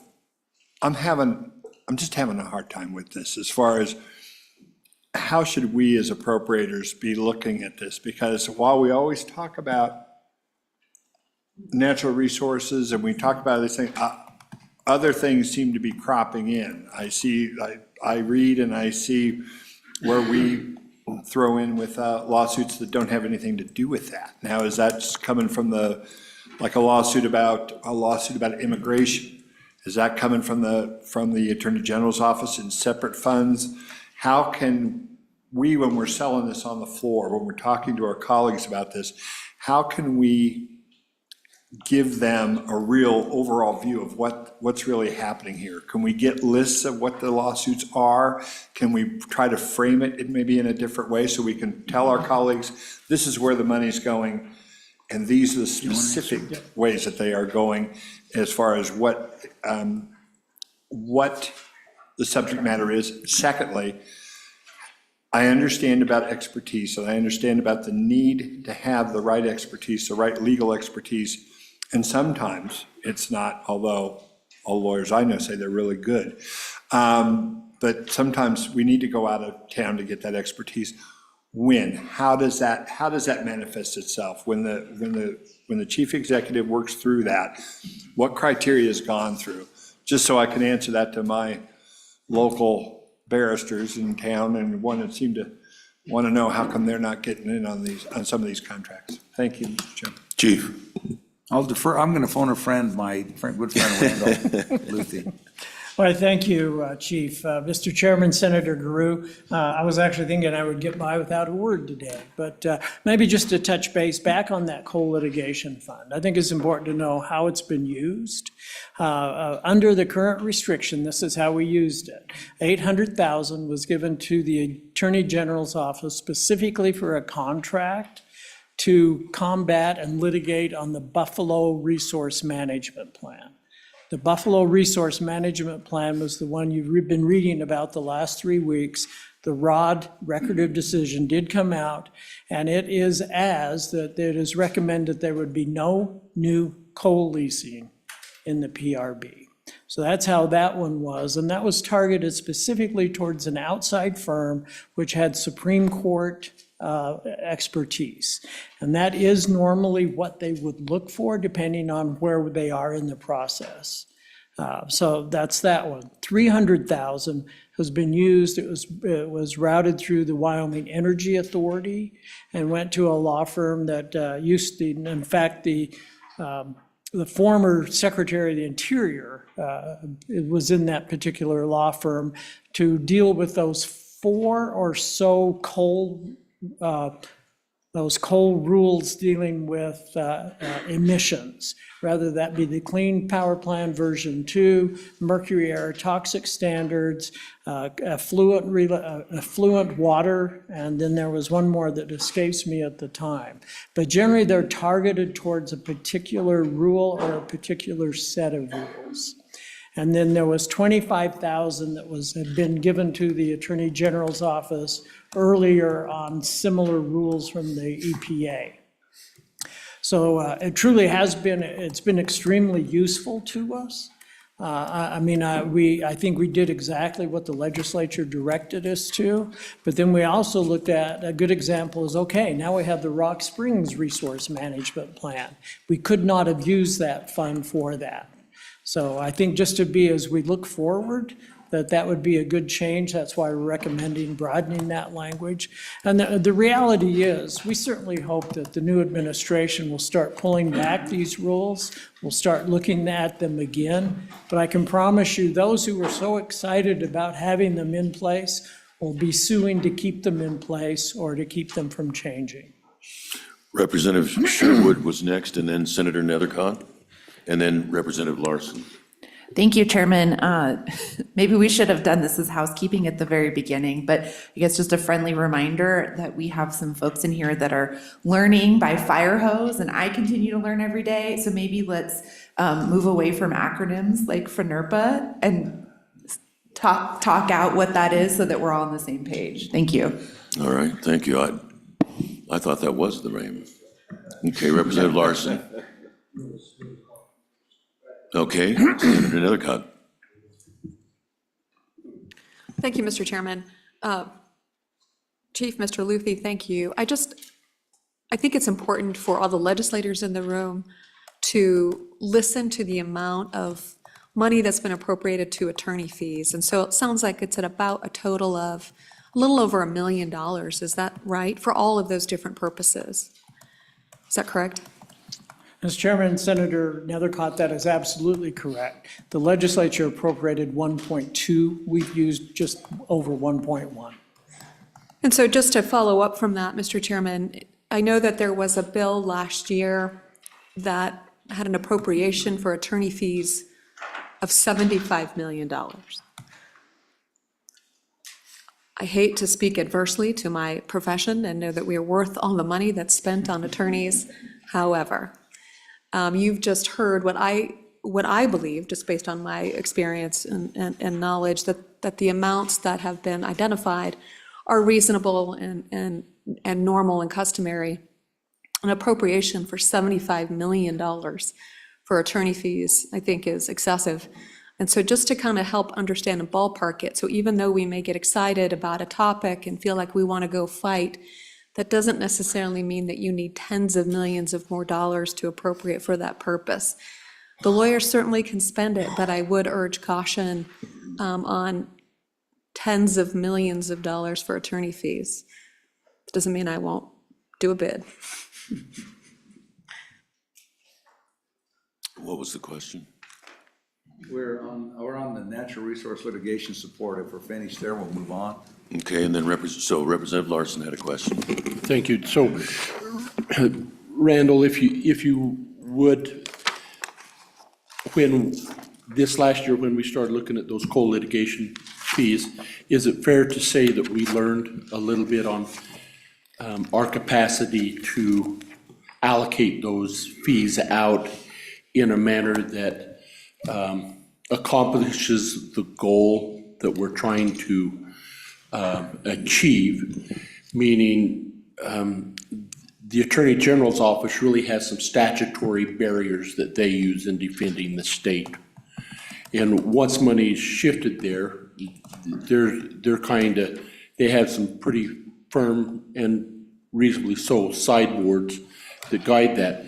There are times, though, that the executive branch needs a little flexibility, and so the ability to shift some of those monies like to the Energy Authority to get professional advice or research has been useful as we try to combat some of these challenges. And so not just enhancing the Attorney General's budget, but to have this in the governor's office has allowed that, and we've learned a little more on how to do that. Am I saying that accurately?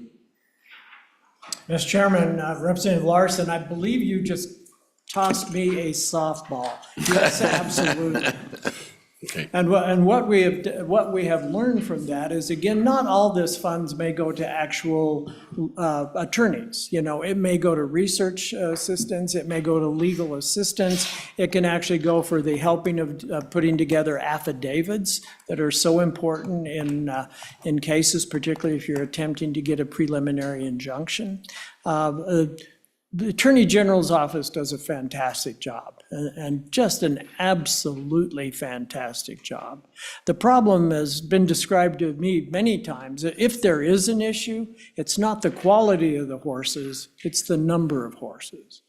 And by doing one-time funds and rather it be through the governor's office, which we of course prefer, it gets you ability to increase that stable. Anything else?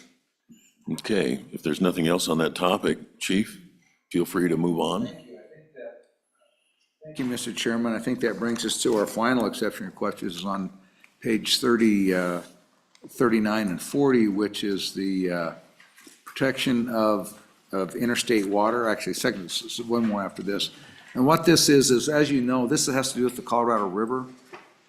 And there's been, as you know, there's a lot of revision going on in the Colorado River, and one of the most important things to deal with Colorado River is going to be data and research, and to make sure that we know about water usage and upstream and downstream as upper basin states deal with lower basin states, and ultimately work to appropriate that water out of the Colorado River Basin. And so this is requesting this $2.5 million for the purpose of ensuring that Wyoming has the means of protecting and adjudicating interstate water rights through acquisition of scientific research data and advocacy as necessary. Questions? Mr. Co-Chair. Thank you. And Chief, just to give us a breakdown of the $2.5 million, what it's going to be spent on. You talked about mapping, you talked about some other things. Did you get bids? Did you go out? I mean, how did you come up with a number?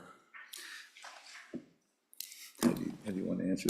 I'm going to turn this one to Randall, because this is actually a very sensitive topic, believe it or not. So with not in this room, but with our other basin states. So if I may, I'll kick this to Randall Luther. Mr. Chairman, thank you, Chief. You all know how sensitive and I am, so hopefully I will be able to describe this to some degree. Other states, particularly in the lower basin, have been talking about, actually a lot of activity, a lot of change of activity of how they interpret the interstate compacts to attempt to get more water from the upper basin states. So I will say this is somewhat of a shot across the bow to let those lower states know that we see what they're doing and that we want to be ready should they want to proceed with that.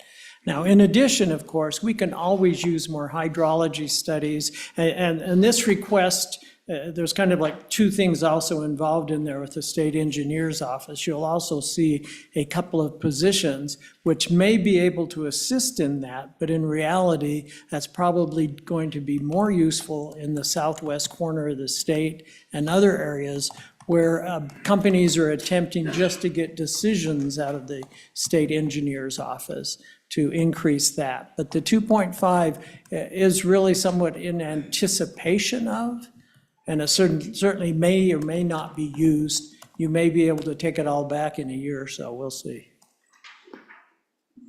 Thank you. Anyone else?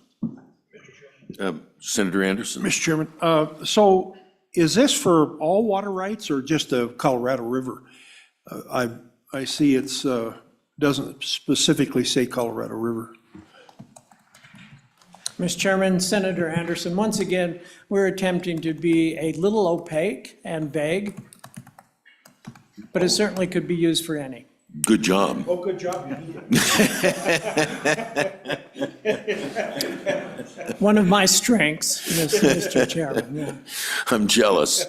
Okay, Representative Larson, and then Representative Pendergraft. Thank you. Chief Perkins, I was just curious, you make this request, but it seems like this would fall right into the other priority, the natural resource litigation support, or that could be used the same. I'm just wondering why it wasn't all together. And it could have been, I think that the other thing about this one is this one may be also a little bit a broader, and this one is, we wanted this one specifically limited to water, in particular, water rights, water adjudication, water, and support for those efforts to adjudicate those water rights. That's the difference. It's, yes, you're right, water is a natural resource. This one is to make sure that we've got these funds are specifically earmarked. And this request was developed in concert with the state engineer as well, and to make sure that, because you're gonna see some requests from the state engineer as well in the same area, and this is just to make sure that we've got the backup of other funds necessary to support what they're doing as well. Thank you. Let me go with the current committee first, and then we'll go to the committee. Anybody else on the committee? Okay, had Representative Pendergraft, Representative Larson, and then Representative Baer. Thank you, Mr. Chairman. Admittedly, I'm new at this, but I did read the chief executive's letter, and he said in there emphatically, this is only for unforeseen emergencies. And from where I'm I'm having trouble seeing how this could be an unforeseen emergency. Could you please explain that for me? Thank you. Mr. Chairman? So I think there's three things that you'll find in the budget. There's unforeseen emergencies, things that were unknown as we appropriated a year ago, and then the request by legislators or legislative committees. Those things are the three things that are in this budget. What was not known a year ago was the splintering of between upper state basin and lower state basins, and the splintering, usually those groups are relatively cohesive. That seems to have turned, and so now you have some upper state basins that are no longer cohesive. And so so you're looking at, there's been a lot of since last year, there's been significant saber rattling by some other upper basin states. And this just makes sure that you've got the arsenal you need to be able to combat that if that moves forward. We hope it doesn't. We hope that folks come to their senses and realize a negotiated solution with upper basin states will be better for everyone. But if it's not, we need both the firepower and the data to support that. And those are all developments since the budget last year. Then I had Senator Larson.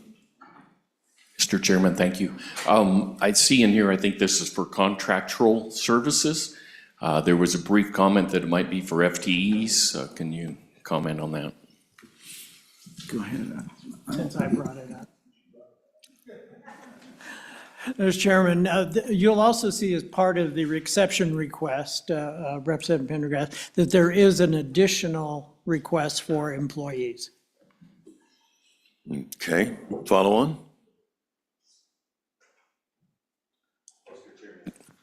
Mr. Chairman, so that'll be coming from the state engineer's office, is that correct? Mr. Chairman, I believe it's in our request as well, letting you know about that. Okay, follow on at all? Okay. Representative Baer still? No, thank you, Mr. Chairman. Okay. My question was answered earlier. All right, well, I'm leaving, but I guess I'd just weigh in and say to the incoming committee, I can't think of anything for the long-term good of the state that's more important than having money set aside for this litigation. My concern is it may be too little. This has implications for the next 100, 200 years for the state of Wyoming in terms of water supply. So I don't think we want to be penny wise and pound foolish on this deal. All right, Chief, what else you got for us? I think the last one is the Wyoming Innovative Partnership. I think if members will recall, a year ago, the governor came with a request of about $15 million to finish off phase 3 of the Wyoming Innovative Partnership. We came back, what was the number we got last year? It was 30 and you got 15. we asked for 30 and we got 15. We're coming back, not asking for another 15, but the JAC asked us to come back after that year. We did come back. We're asking for 5.2, not out to their 15, and this 5.2 is to finalize the transition of WIP into the university and the community colleges, so that becomes, that'll be going forward, and it won't be a continuing request. So it's the final request on this.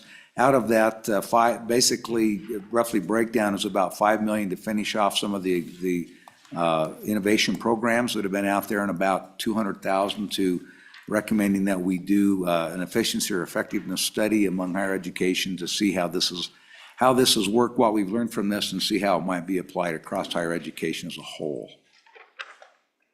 And the committee has received reports from WIP, and I think the ROI that we've been able to demonstrate on WIP is very significant. It's been very, very helpful. And I think if you'll check with the community colleges, most all of them have benefited from this in both workforce development as well as streamlining and revising programs to make sure that the current and future workforce needs are being met to the extent that they can through higher education. So Chief, this would not be something for the executive office, but it would be a permanent addition to the community college budgets that it's to be earmarked for this purpose and not just spent on anything else. Is that right? Or is it going to flow through the governor's office to the colleges? So this last 5.2 million would flow through the governor's office like the WIP has in the past. After this year, though, we've been working on, and it should be integrated, so it should not be an ongoing request, or shouldn't be an ongoing request for WIP going forward after this. We believe that that's now been assimilated, and they've been between the university and the community colleges and then the Community College Commission, they're working on that. This will now be seamless and it's incorporated. It'll be part of their budgets. It's not going to be in addition to, it'll be within their budgets. Okay. Anything else? Anything for Chief Perkins or Policy Director Luthi? Anything else? Going once, twice, 3 times. Chief, thank you. Thank you. Thank you, and thank you, former Speaker Luthi, for joining us here today. And if we have any follow-up questions, we know where your office is, and appreciate your time this morning. And if I don't see you before then again, Merry Christmas. Merry Christmas. Thank you. Is that a Harvard tie you're wearing, Chief?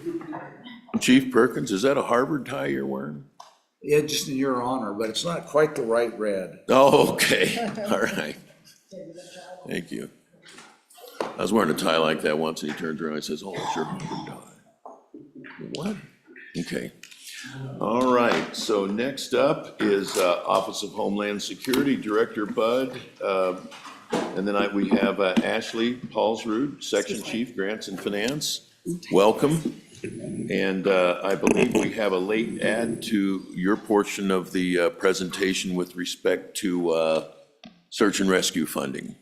Yes. So if you go through your exception requests, and then we can talk about search and rescue funding. Thank you very much for being here, and thanks for everything that you do. I do want to say that you all were involved in some degree in those fires up in the Bighorn Mountains, and I really appreciate all your work and all your efforts. I was really heartened to see so many agencies come together and to work together so well in what was just an incredible disaster. And I have not yet had the heart to drive up to the Bighorns to see the damage, That whole mountain is scarred for decades. But anyway, Representative Larson. Director Bud, when you go through this and note your exception request, would you just please share with us the page that you're going to be on? Yes, sir. Well, thank you. Appreciate being here today and the opportunity to visit with you all to talk about our two exception requests, and then we'll follow on again with the search and rescue information. As you said, I'm Lynn Budd, Director of the Wyoming Office of Homeland Security. Ashley Paulsrud is the Grants and Finance Section Chief, who is here to keep me in line and answer the really hard questions. So. We established a biennial budget for our agency we believed to be sound and appropriate. However, two unprecedented events occurred over the last year, as been mentioned highly this morning, the wildfires and the costs that were involved with support of those wildfires, and also reductions in federal funding from the Emergency Management Performance Grant and other grants. So we will start on page 23 is our current budget. And the first supplemental request is on page 24. That is the replenishment of our disaster contingency fund. This fund is not a part of our regular budget, and we do ask for refilling or rollover of it depending on what happens between budgets. So at this point, with the request from State Forestry to support their costs of the fire, in addition to the costs that we had for fire support, that fund is essentially at zero. But those expenses that we had for fires were deployment of the National Guard. They were on standby medic helicopter, as well as other support to the events. This fund is also utilized for other support for events such as floods and whatever else may come along, as well as more Homeland Security related events such as the cyber events, the CARE team, the Cyber Assistance Response Effort team that supports local jurisdictions when they have a cyber event. It also, for instance, another unique situation, we had expenses involved in the response to the officer shooting in Sheridan. Our fund supports the regional emergency response teams, which are hazmat as well as WMD. So they are the bomb teams which supported that event. And in fact, a bomb robot was utilized in that event and was actually damaged. So we have repair of that as well. Just to give you kind of a flavor for what those expenses include. I think I will stand by for any questions on that particular fund at this point. Questions for Director Bud? Questions? All right, please proceed. Okay. We will move on to page, let's see, 27. This is with regard to our state hazard mitigation plan. Our office for a number of years has supported local jurisdictions to help them develop their hazard mitigation plans. The reason why those are very, very important to have is that they are required in order to be eligible for FEMA funding. We felt that was very important and that most jurisdictions wouldn't have the $50,000 to $60,000 to create their own hazard mitigation plans. Historically, we have utilized that grant I spoke about, EMPG, the Emergency Management Performance Grant, which also funds our staff. It's a 50-50 matching grant. We pass through at our discretion. There's no requirement to pass through this grant to the local level, but we do send about 50% of the grant to the local level to support the local emergency coordinators or Homeland Security coordinators at the local level. Congress decided to cut these grants by 10%.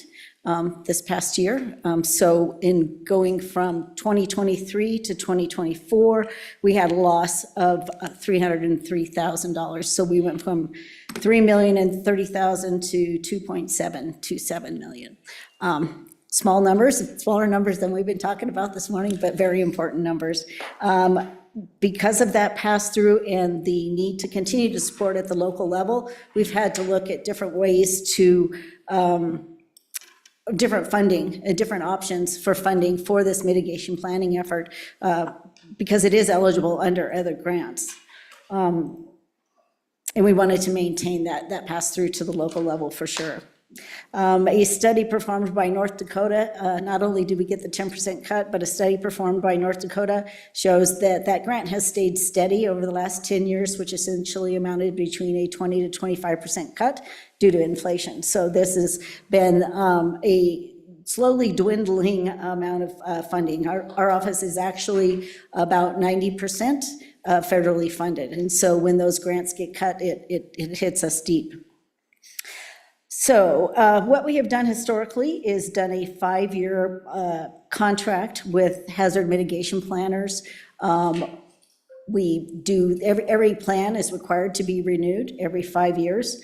The state plan is now up for renewal, and due to other grants being available or not available at this time, we're looking to try and get the contract put together for at least our state hazard mitigation plan.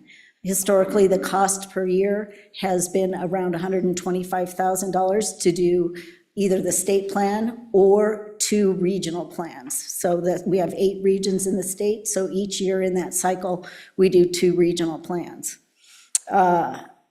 Again, this has historically been paid for with EMPG money, but we find the need to find a different source of funding. We have planned to apply for the BRIC grant, the Building Resilient Infrastructure and Community Grant, through the IIJA. However, that has not been opened up for application yet. Normally, this funding comes out in September, and we have not seen any notice of funding opportunity for that BRIC grant. Our state mitigation plan must be renewed and updated no later than February 10th of 26, which sounds like a long ways away, but it takes about a year to get a plan updated, and there have been additional requirements added to these plans in the last go-round, if you will. If we do not have a valid and approved mitigation plan, then all current projects with FEMA mitigation funding stop. So even if you're in the middle of a project, that stops. So it is a very important plan for us to make sure that we get done. As I said, the request for that we put in our supplemental budget was $200,000. That would be for the state plan only, and then again, we would plan to apply for this BRIC funding. However, timing is purely at the federal government's bequest, and it sometimes works with our budgets and sometimes doesn't. I was asked to address the recommendation by the governor to put that to $1 million. That would be to pay for all of the 5 years of this plan and not be reliant on these plans, not be reliant on the federal grant cycles to fund the rest of the planning for the rest of the state. So that's the difference, if that makes sense, with regard to the different funding amounts. Mr. Chairman. Senator Anderson. Mr. Chairman, is there some good reason that we would not pursue federal funds for this purpose? Is there some logical reason? Mr. Chairman, Senator Anderson, as you may or may not be aware, there are a lot of strings involved with federal funding, including requirements such as Justice 40, environmental justice, all of those things. So if we are okay with complying with those things within our federal grant funds, then that would be appropriate for us to apply for those funds. Those certainly could change. The requirements of those grants could change moving forward, but I believe that was the reasoning behind the governor looking at doing it all with general funds. Follow on? No. Okay. Representative Larson. Thank you, Director Budd. The BRIC funding didn't open up. I'm just want to make sure I understand the timeline. This needs to be done by 26. But even, correct me, but even if BRIC once it opens up, then there's quite a lag time before those are awarded anyway. So even if we were pursuing BRIC funding, it puts us in a time crunch because you may not see that for 6-9 months. Am I recalling that accurately? Mr. Chairman, Representative Larson, yes, you are. The alternative also, if we were to get the BRIC funding, it is a 75-25 grant, so we would need the match for that grant anyway. So should we get the funding in time to help fund the second plan, I don't believe we would get it in time to fund the state plan, but to fund the rest of the plans, the next 4 years of plans, then we could utilize the general fund as a match and then return any that we did not use. Okay, anyone else? Anything further? All right, please proceed. Okay, we're moving on to. Oh, I'm sorry, Representative Larson. So to the conversation you and Senator Anderson had in your response on the strings attached, just a little more clarification. Those strings come and go with administration, and if I took your comment, correct me, but so we could see a lot of those strings that maybe have a foul taste to here in Wyoming, you could perhaps see with an administrative change, those go away? Mr. Chairman, Representative Larson, I would expect that there certainly could be some changes. I would not necessarily expect that those would be changed with the 24 grants, because that's probably already in place. We don't know why the delay on the release of the notice of funding opportunity is out there. I would hope that we would not wait until after January for that release of funding, but it certainly could happen. There could be changes moving forward. Thank you. Mm-hmm. Anything else on this topic? All right, please proceed. Yes, so our agency is the support agency for the Search and Rescue Council. And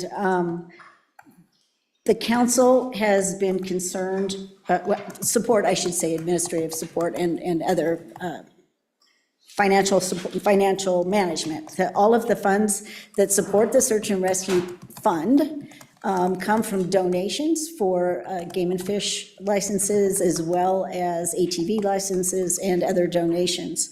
The charge of the council is to review expenditures, search and rescue expenditures at the local level, which of course are, the sheriffs are in charge of search and rescue at the local level. They submit requests for reimbursement of their expenditures to our office, and then those are reviewed by the council as to eligibility and whether or not they want to reimburse those counties. At the moment, the Search and Rescue Fund has $1.8 million in it. There is a self-imposed limit that the fund must remain at $400,000. So there's that limit on the end there. That's probably why if you look at our budget book, it has a different number in it, because that's the available funding with the $400,000 being set aside. We do track search and rescues or searches that are performed at the local level. That's done through local reporting to our office, whether or not we've assisted with the search or they're asking for reimbursement. We know that we likely don't get all of the reports of searches that occur, but that's the database that we have, is those that have been reported. Looking at financials just for the last 5 years, in general, the revenue that's brought in, so for instance, in 2020, the revenue brought in was $368,000. The reimbursements were $220,000. In general, the revenue covers the reimbursements. However, as an example, in 2023, the revenue was $260,000 and the reimbursements were $403,000. So there was a reduction. We reimbursed more than we had revenue coming in. So that's that extra balance in there to make sure that we can cover those costs for folks that are eligible at the local level. I know there's a lot of conversation about looking at where the people being rescued are from. We have seen over time, we have records from 2009 to present. If you look at that whole Director period. Bud, can I go ahead and have the Sheriff's and Chief's representative come up as well? So that once you're done, he can Absolutely. segue right into his presentation. Go ahead, I'm sorry. Continue. The overall, from 2009 to present, 45.22% are from Wyoming, and 37.11% are from outside Wyoming. Because of record collection and historical, I believe we didn't ask the residency question all the way back to 2009. There were also 17%, almost 18% with unknown residency. This is a question now that we're asking the teams and the sheriffs to report to us so that we do have this data collection as we move along. In 2023, we saw that the Wyoming residents that were rescued was 46.49 and 40.66 from outside Wyoming. 24, the picture changed quite a bit, and 86 unknown, 13% of unknown residency. So record keeping has gotten quite a bit better. In previous years, it was about 18%, and now we're about 13% of unknowns. 2024, the picture changed quite a bit. We went from almost 47% from Wyoming to about 41% from Wyoming. And in contrast, 40% from outside Wyoming in 2023 and about 52% from outside Wyoming in 2024. And did the number of rescues go up as well? Or just the proportions change? Mr. Chairman, caveat is that we don't have all the data from 2024 yet. Yeah, Okay. yeah. So the number of rescues or missions in 2023 was 669. The number of missions to date is 511 in 2024. I think that's where I will stop, pending any questions, or allow Mr. Thompson. All right, anyone, I'm curious, Sheriff Thompson, do you ask them their residency as you're loading them into the basket to put them on the chopper, or at what point do you get the resident? When they unload, yeah. I can't imagine asking, but I guess you ask all kinds of stuff in emergency situations. So if you just state your name and your capacity, and the floor is yours.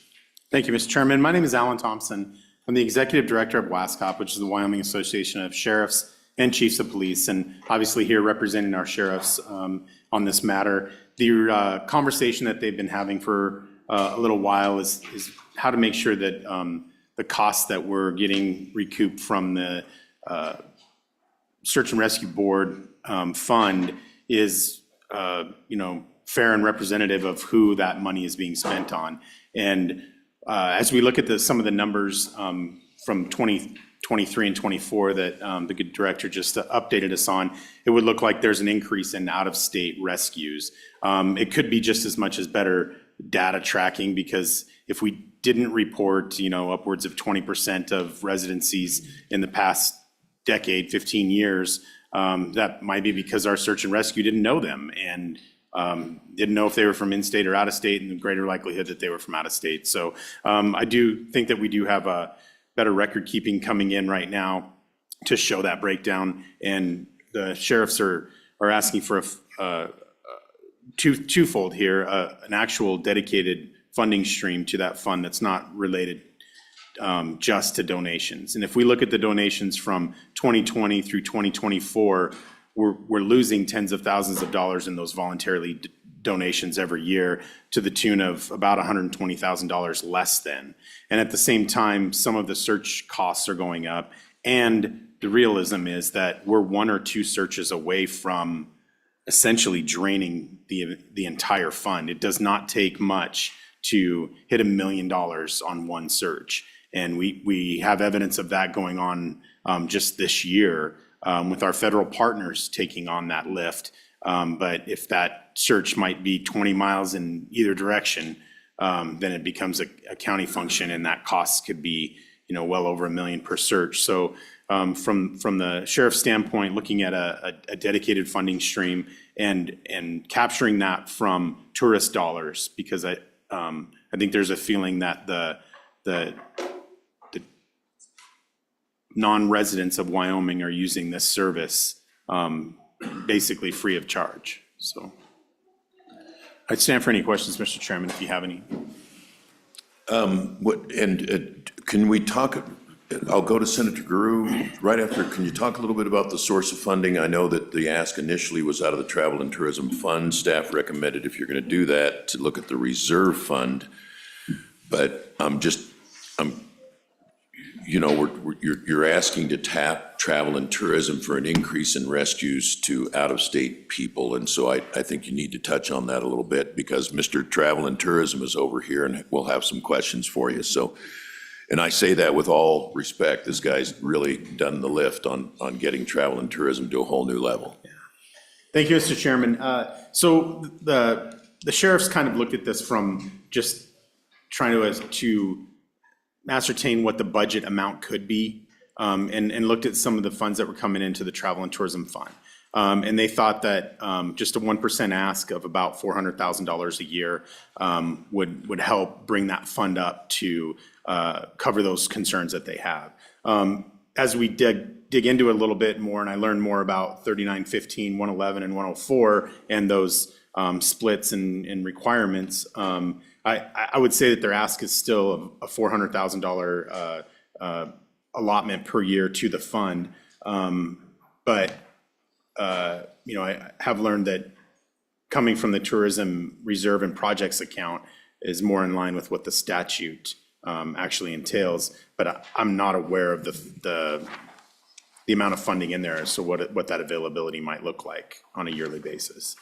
Okay, and if the funding comes from general fund or some other source, you're indifferent to that? Correct, Chairman. Okay. Mr. Chairman, yes. Senator Guru. Mr. Chairman. Thank you, Mr. Chairman. Sheriff, thanks. You say that the funding, what you're fundraising has gone through a decline. What, do you attribute that to anything in particular, or where are you seeing that? How do you gauge that? So, Mr. Chairman, I did provide a late document with some data that we had from the Department of Homeland Security, and it shows that the funds collected through voluntary donations, as the director mentioned earlier, purchasing a license for an ATV or a snow machine or things like that, you can elect to donate money to the Search and Rescue Fund. In 2020, that fund, voluntary donation, brought $368,000 into that account. In 2024, well, let's look at 2023 because that number's complete. It was $260,000. So it's been trending downward, and just a guess that based on the economy in Wyoming, my belief is just based on the number of those purchases that it's more likely that a resident is making that voluntary donation rather than somebody that like maybe an out-of-state hunter or something. And I also say that because I feel like residents are more likely to donate across multiple options to donate. So they're buying hunting licenses and fishing licenses and ATV stickers and snowmobile. So they're using the whole plethora of things. And that money has gone down, maybe because of the just kind of the increase in everything else that we've had to pay in the last 5 years. Follow up, please. So could we get a little bit of a breakdown on just the rescues that have been affected in the past year or two? Just the old JAC one pager. Who are these people? What are they doing? What other segments? I know it might be easy just to talk about visitors versus residents, but maybe a little more of a deep dive into that, where this is coming from, which would kind of help us as we move forward. Mr. Chairman? Senator Green? Director, yeah. Absolutely. I will let you know that if you're into ArcGIS and looking at data, that all of this data is available on our site that we call the WISP, the Wyoming Information Sharing Platform. It's at WOHS, WOHS.us. So if you want to play with it, it's out there. We will certainly put some data together for you, but just know that that data exists in the public forum. Mr. Chairman, if I may. Please, yeah. Director, just a link would be fine, maybe shared amongst the committee. That would be super helpful. I don't mean to make you write something up that's already there. I'll definitely Mr. take a Chairman. look. Thank you. Representative Larson. Thank you, Mr. Chairman. And does that show some of the geographic areas where that's generated from as well then? And then, because I think that there's some concern on the tourism account that the tourists that are paying into the tourism account aren't necessarily the type of tourists that are using the backcountry and getting stranded. I think there's a difference in that we've heard on those funds being generated. So I think we want to have some pretty good data there to help support why we would tap into that fund. Thank you. Mr. Chairman. Oh, I'm sorry, go ahead. Representative Larson, yes. All of the data is broken down by the county it was in, what type of activity was happening. All of those things are in the database, but it is quite voluminous, so we will try to put some information together for you as well. Senator Anderson. Mr. Chairman, And then thank you. Senator Nethercott. It's interesting on this decrease in the voluntary donations. Those voluntary donations from those licenses are pretty small. I'm thinking it's $10 or $15 or $20 that you donate. I'm wondering if the licenses are decreasing, number of licenses we're selling, or the donations are decreasing. And I don't expect you to have that right now, but I'd be curious to know if there's a lot less licenses sold in 2024 as opposed to 2020, or if we're just not as generous as we used to be. Okay. Senator Nethercott. Thank you, Mr. Chairman. Just a question about whether or not counties are pursuing reimbursement from the subjects involved in the rescue. Mr. Chairman, Senator Nethercott, no, they are not. Has that ever been done by any county? There are other states that do that, like if you have been out of bounds in a ski area and you got stuck with your snowmobile, then, so there is some variation there across states as to charging folks for that. There's also some memberships out there, although that gives the appearance that you will be rescued, like I have my card, you better come rescue me. So also just follow up with Senator Anderson, the suggested donation is $2. There is no mandatory donation to search and rescue at all. Some people give more, but the suggested donation is $2.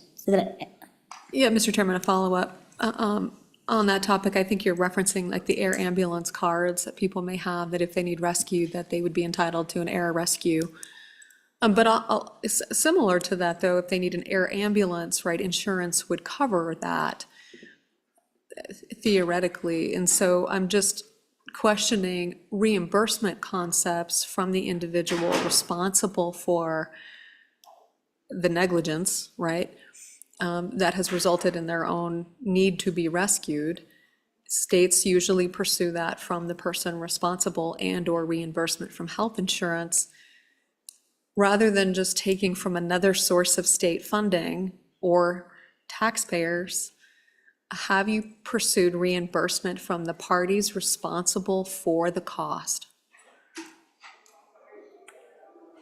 Mr. Chairman, Senator Nethercott, I think that would be difficult at best. You would have to, I'm sure, you would have to prove that they were truly negligent, rather than they happened to roll their four-wheeler, end up down a ravine. I think that would be a very hard situation. We also have heard from other states concerns about someone not wanting to call for search and rescue or call for help because of a cost involved. So I think that those things would have to be weighed. Mr. Chairman. I just want to see if follow up on that. Mr. Chairman, no, except for, I'm assuming that this request to raid the tourism account is coming from don't come asking for money unless you have a source from it. But evidently it's not. But it is curious to me that we have one agency really reflecting in from counties that's coming in to ask another state agency's account. That's atypical. Instead of understanding own independent revenue sourcing to address these concerns. Like if you're a county bringing in tourists that are resulting in high-level accidents or needing to be rescued, does that county have solutions for bringing in those ill-equipped travelers?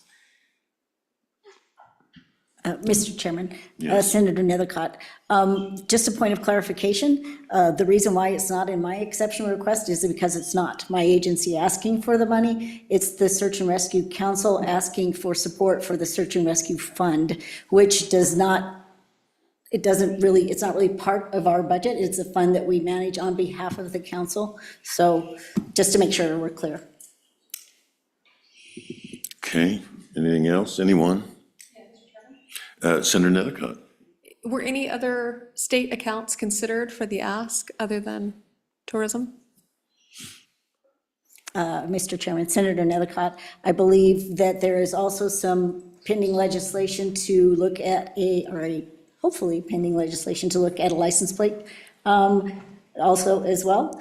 So the council has been working very hard to be creative to try and look at different areas where they might be able to raise additional funds. We've also historically talked about maybe a charge on rental cars. So again, they've been trying very hard to come up with unique ways to raise some additional funding to make sure that the fund is sustainable. I think all ideas are welcome. There's concern, that the fund could be depleted very quickly. Anything further? Sheriff and Director, I won't be here, but just for consideration for the incoming committee, for Co-Chairman Bear and Salazar, a little bit of research into what other states do in terms of collection.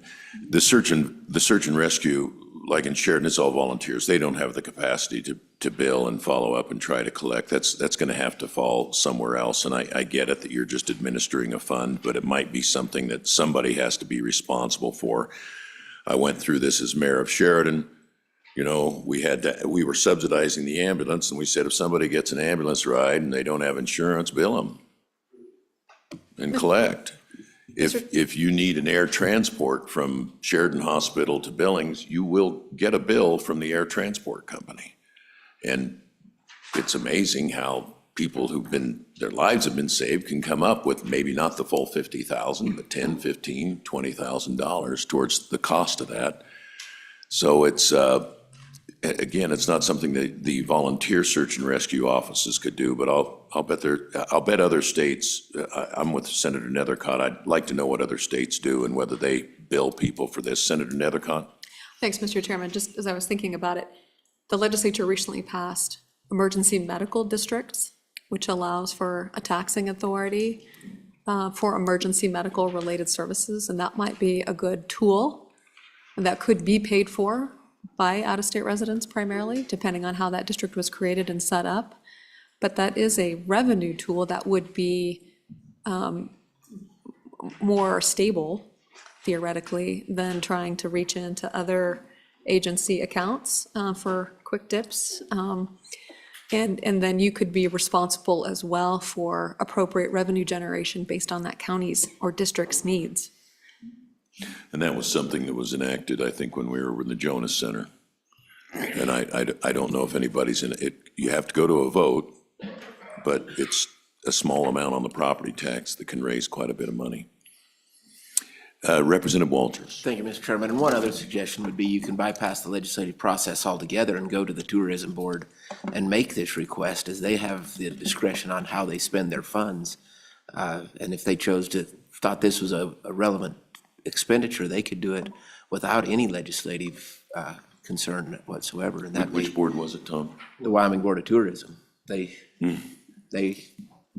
ultimately when the legislature starts dabbling into their funds, they always frown because they do have control of those funds, as that's how the statute's directed.